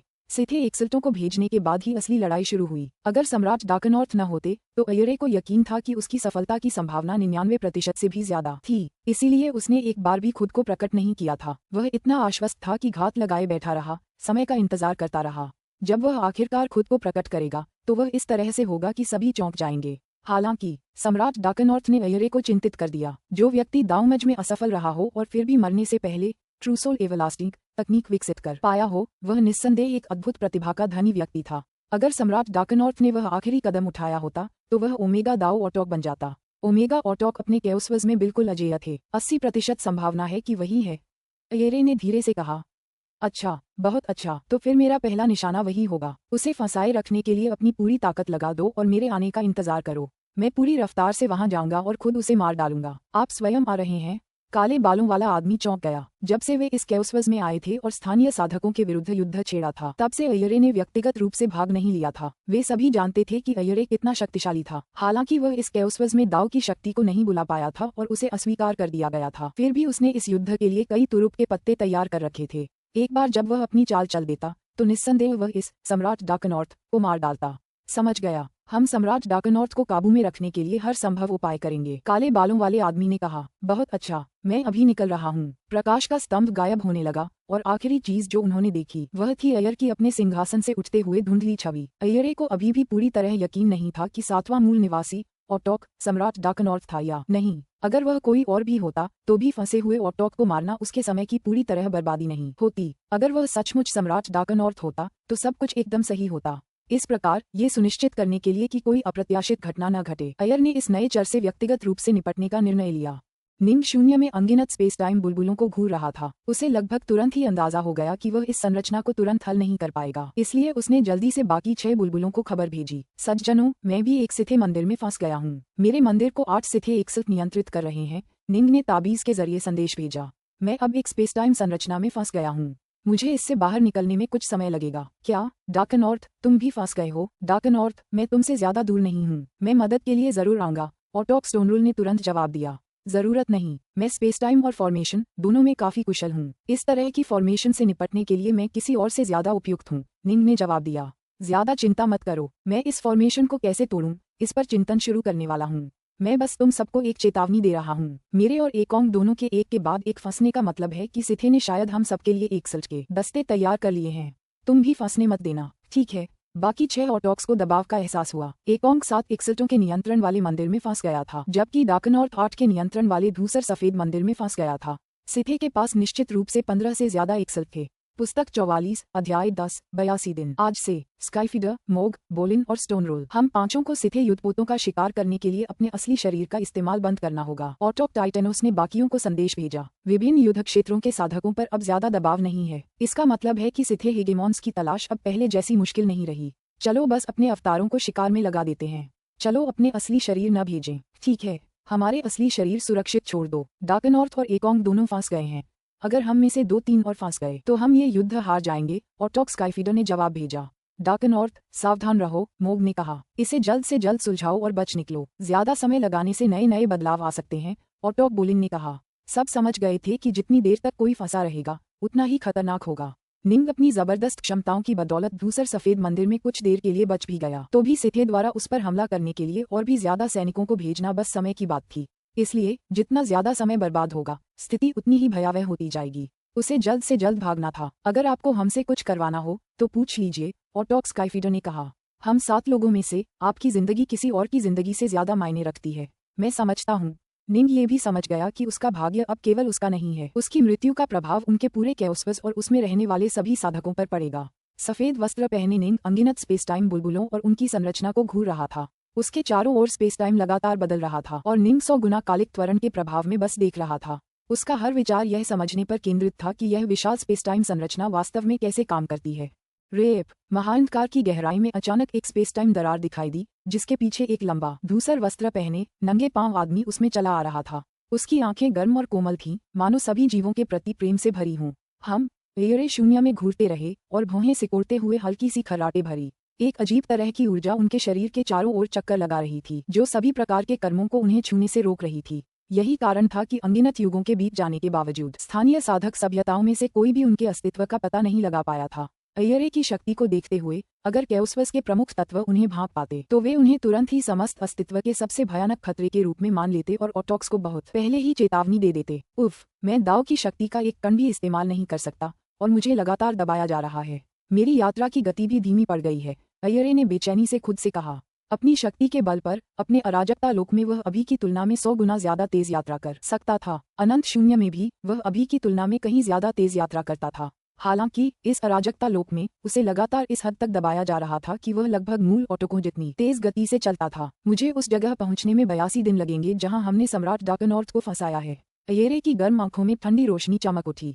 मुझे उम्मीद है कि इस दौरान कुछ भी नहीं होगा। हमने सम्राट डार्कनॉर्थ को फंसाने के लिए 8 क्रांतियों वाले स्पेस टाइम मंदिर का इस्तेमाल किया है। उसे इतने कम समय में भागना नहीं चाहिए। वह सिथेलेंस के बीचों बीच जहां निंग फंसी हुई थी वहां से बहुत दूर इंतजार कर रहा था। फिर भी वह दाव की किसी भी शक्ति का उपयोग न कर पाने और इस अराजकता लोक द्वारा दबा दिए जाने के बावजूद 2 महीने से कुछ ज्यादा समय में ही निंग तक पहुंचने में कामयाब हो गया। यह इस बात का प्रमाण था कि वह सचमुच कितना दुर्जेय था। सम्राट डार्कनॉर्थ ही एकमात्र ऐसा चर है जो मेरे नियंत्रण से बाहर है। अगर मैं उससे छुटकारा पा लूं तो बचे हुए 6 ऑटोक कोई खतरा पैदा नहीं करेंगे। एयरे को थोड़ी चिंता हुई। वह सबसे अप्रत्याशित चर है और स्थानीय क्विंटेसेस का उस पर निश्चित रूप से सबसे अधिक अनुग्रह है। पूरा कैओस्फस अपना लगभग सारा भाग्य उसी पर केंद्रित कर देगा। यही वह है जो उसे एक के बाद एक चमत्कार करने की अनुमति देता है। लेकिन अंत में एक ओमेगा सम्राट से एक ओमेगा ऑटोक बनना अभी भी अविश्वसनीय रूप से कठिन होगा। केवल भाग्य और अनुग्रह ही पर्याप्त नहीं होंगे। अंततः कर्म भाग्य केवल एक प्रकार की बाह्य सहायता थी। ये सामान्य मनुष्यों के लिए अत्यंत सहायक हो सकता था, जिससे वे उदाहरण के लिए आसानी से विभिन्न खजाने प्राप्त कर सकते थे, जिससे वे अमर बन सकते थे और दाव को समझ सकते थे। हालांकि ऑटोक्स के लिए भाग्य बहुत कम उपयोगी था। ऑटोक टाइटेनोस और बाकी लोगों को भी कर्म भाग्य की ज्यादा परवाह नहीं थी। चाहे वे कितने भी भाग्यशाली क्यों न हो, उनके लिए आगे और बेहतर होना लगभग नामुमकिन था। हालांकि निंग इस पूरे कैओस्फस में एकमात्र व्यक्ति था जिसके पास ओमेगा ऑटोक बनने का मौका था। उसे जरूर जबरदस्त भाग्य का आशीर्वाद मिला होगा, लेकिन सिर्फ भाग्य ही ओमेगा ऑटोक बनाने के लिए काफी नहीं था। यह उसे ट्रूसोल एवरलास्टिंग जैसी तकनीक बनाने के लिए भी काफी नहीं था। इसके लिए व्यक्तिगत अंतर्दृष्टि और जबरदस्त मेहनत सहित कई अन्य कारकों की आवश्यकता होती है। सामान्यतः आप जितने अधिक शक्तिशाली बनेंगे, आपका कर्म भाग्य भी उतना ही बेहतर होगा। जब निंग का पुनर्जन्म पाताल लोक से हुआ था, तब वह त्रिलोक नामक विशाल अराजकता लोक में एक साधारण सा छोटा सा जीव था। जब वह और अधिक शक्तिशाली हुआ, तभी उसका भाग्य वास्तव में चमक उठा। इसके विपरीत एयरे पूरे अराजकता लोक को दबाकर उसे अपने साथ बांध लेना चाहता था। उसके जैसे विशेषज्ञ के लिए केवल व्यक्तिगत शक्ति ही विश्वास रखने योग्य थी। वह परिवर्तनशील हो सकता है, लेकिन फिर भी उसके ओमेगा ऑटोक बनने की संभावना 10% से भी कम है। मेरे पास अभी भी इस युद्ध को जीतने की बहुत अच्छी संभावना है। 82 दिन। अगर वे उसे 82 दिनों तक रोके रख सकते हैं तो मैं समय पर पहुंचकर सम्राट डार्कनॉर्थ से छुटकारा पा लूंगा। एयरे की दृढ़ इच्छा शक्ति थी, लेकिन फिर भी वह थोड़ी चिंता महसूस करने से खुद को नहीं रोक पाया। वह जानता था कि सम्राट डार्कनॉर्थ को मार पाना या न मार पाना इस अराजकता पर नियंत्रण पाने में सबसे बड़े कारकों में से एक था। वह स्पेस टाइम को चीरता हुआ ऑटोक जैसी गति से निंग के स्थान की ओर बढ़ता रहा। 8 क्रांतियों वाले स्पेस टाइम मंदिर के भीतर जब से निंग यहाँ फंसा था, उसने अपना सारा समय अपने आसपास की जटिल संरचना का विश्लेषण करने में बिताया था। उसे जरा भी अंदाजा नहीं था कि एयर जैसा भयानक व्यक्ति उसकी ओर बढ़ रहा है, लेकिन उसे ये जरूर पता था कि जितना ज्यादा समय वह बर्बाद करेगा, स्थिति उतनी ही खतरनाक होती जाएगी। निंग की कैद के 5वें दिन ऑटोक टाइटेनोस और ऑटोक एकोंग उन्हें फंसाने वाले गलियारे के घेरे से मुक्त होने में कामयाब रहे, लेकिन तभी उनके सामने एक नया खतरा आ गया। निंग की कैद के 9वें दिन दोनों तानाशाह लगभग भाग निकले थे, लेकिन अचानक उन पर सबसे भयानक खतरा टूट पड़ा। निंग की कैद के 10वें दिन ऑटोक टाइटेनोस के अवतार को अपनी ओर आ रहे खतरनाक हमले को रोकने के लिए अपनी जान जोखिम में डालनी पड़ी, जिसके परिणामस्वरूप युद्ध में उसकी मृत्यु हो गई। हालांकि इससे ऑटोक एकोंग को बिना किसी नुकसान के बच निकलने में मदद मिली। वह बुरी तरह घायल हो गया था, लेकिन कम से कम वह जिंदा रहने में कामयाब रहा। मैं मौत को अपनी गर्दन पर सांस लेते हुए महसूस कर सकता था। मैं सचमुच मौत की बर्फीली पकड़ को अपनी ओर बढ़ता हुआ महसूस कर सकता था। ये सब तुम्हारी बदौलत था, टाइटेनोस। वरना मैं बच नहीं पाता। अगर मैं पहले गलियारे से बच भी जाता तो दूसरा जाल मुझे खा जाता। ओटोक एकोंग बेहद आभारी था। मुझे शर्म आती है कि मैंने तुम्हें एक अवतार की बलि चढ़ाने पर मजबूर किया। कोई बात नहीं, मैं एक और बना सकता हूँ।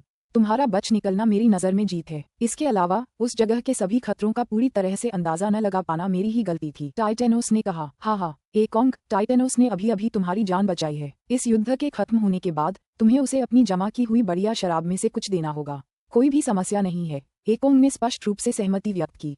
एकोंग का बच निकलना साधकों के लिए जश्न मनाने का विषय था। बेशक टाइटेनोस को एक अवतार फिर से बनाना पड़ा, जिसकी शक्ति उसकी अधिकतम 50% से शुरू होती। यह अवतार अब उनके ओटोक श्रेणी के लड़ाकों में सबसे कमजोर होता, जिसका उनके संपूर्ण युद्ध कौशल पर नकारात्मक प्रभाव पड़ता। लेकिन फिर भी यह ओटोक एकोंग के मरने से कहीं बेहतर परिणाम था। अब फंसा हुआ सिर्फ निंग ही था। टाइटेनोस, स्काईफीडर, मोग और बोलिन सभी ने निंग द्वारा बताई गई बातों के आधार पर सलाह और रणनीतियां दी, और उन्होंने इस संरचना को सुझाने के तरीके भी सुझाने की कोशिश की। अफसोस, वे उस संरचना को प्रत्यक्ष रूप से नहीं देख पाए थे, इसलिए वे सामान्य सलाह देने के अलावा और कुछ नहीं कर सके। निंग की कैद के 19वें दिन निंग अभी भी भागने में नाकाम रहा, लेकिन कुछ और हुआ। ओटोक बोलिन के अवतार पर भी सिथे एकसठ के एक दस्ते ने हमला कर दिया। वह बहुत सतर्क था, फिर भी वह एक दुष्ट काले मंदिर में फंस गया। सिथ के पास सचमुच एकसठ के और भी दस्ते घूम रहे हैं। धिक्कार है। ओटोक एकोंग गुस्से से भर गया। शुक्र है, सिर्फ उसका अवतार ही वहां फंसा है। अगर बोलिन का असली शरीर फंसा होता तो हम और भी ज्यादा मुश्किल में पड़ जाते, टाइटेनोस ने कहा। बोलिन, जल्दी करो और जल्द से जल्द इस संरचना को तोड़कर भागने की कोशिश करो। अगर तुम बच नहीं भी पाओगे तो जितनी जल्दी तुम्हारा अवतार मरेगा, उतनी ही जल्दी तुम एक नए अवतार पर काम शुरू कर सकोगे और उसे और भी मजबूत बना सकोगे। हर एक अतिरिक्त दिन मायने रखता है। बेशक, मुझे उम्मीद है कि तुम सही सलामत बच निकलोगे। आखिरकार वह अवतार एक ओटोक श्रेणी का लड़ाकू है। अगर वे इसी तरह लगातार कमजोर होते रहे तो अंतिम युद्ध में उनकी हार हो सकती है।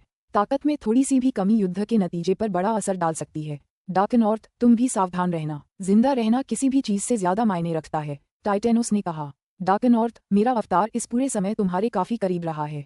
यह शायद 10 दिनों में तुम्हारे पास पहुंच सकता है। अगर तुम्हें कभी मेरी मदद की जरूरत पड़े तो मुझे जरूर बताना, ओटोक मोग ने संदेश भेजा। तुम्हारा जीवन हमारे लिए बेहद महत्वपूर्ण है। अगर मैं तुम्हें जिंदा रखने के लिए अपना अवतार कुर्बान कर सकूं तो यह एक सार्थक सौदा होगा। जरूरत नहीं, मैं अभी भी उस संरचना का विश्लेषण कर रहा हूं जो मुझे फंसा रही है। तुम्हारे आने से मुझे ज्यादा मदद नहीं मिलेगी। अगर मुझे कभी तुम्हारी जरूरत पड़ी तो मैं तुम्हें बता दूंगा। निंग इस प्रस्ताव के लिए बहुत आभारी था, लेकिन वह जानता था कि ओटोक मोग के आने से कोई फर्क नहीं पड़ेगा।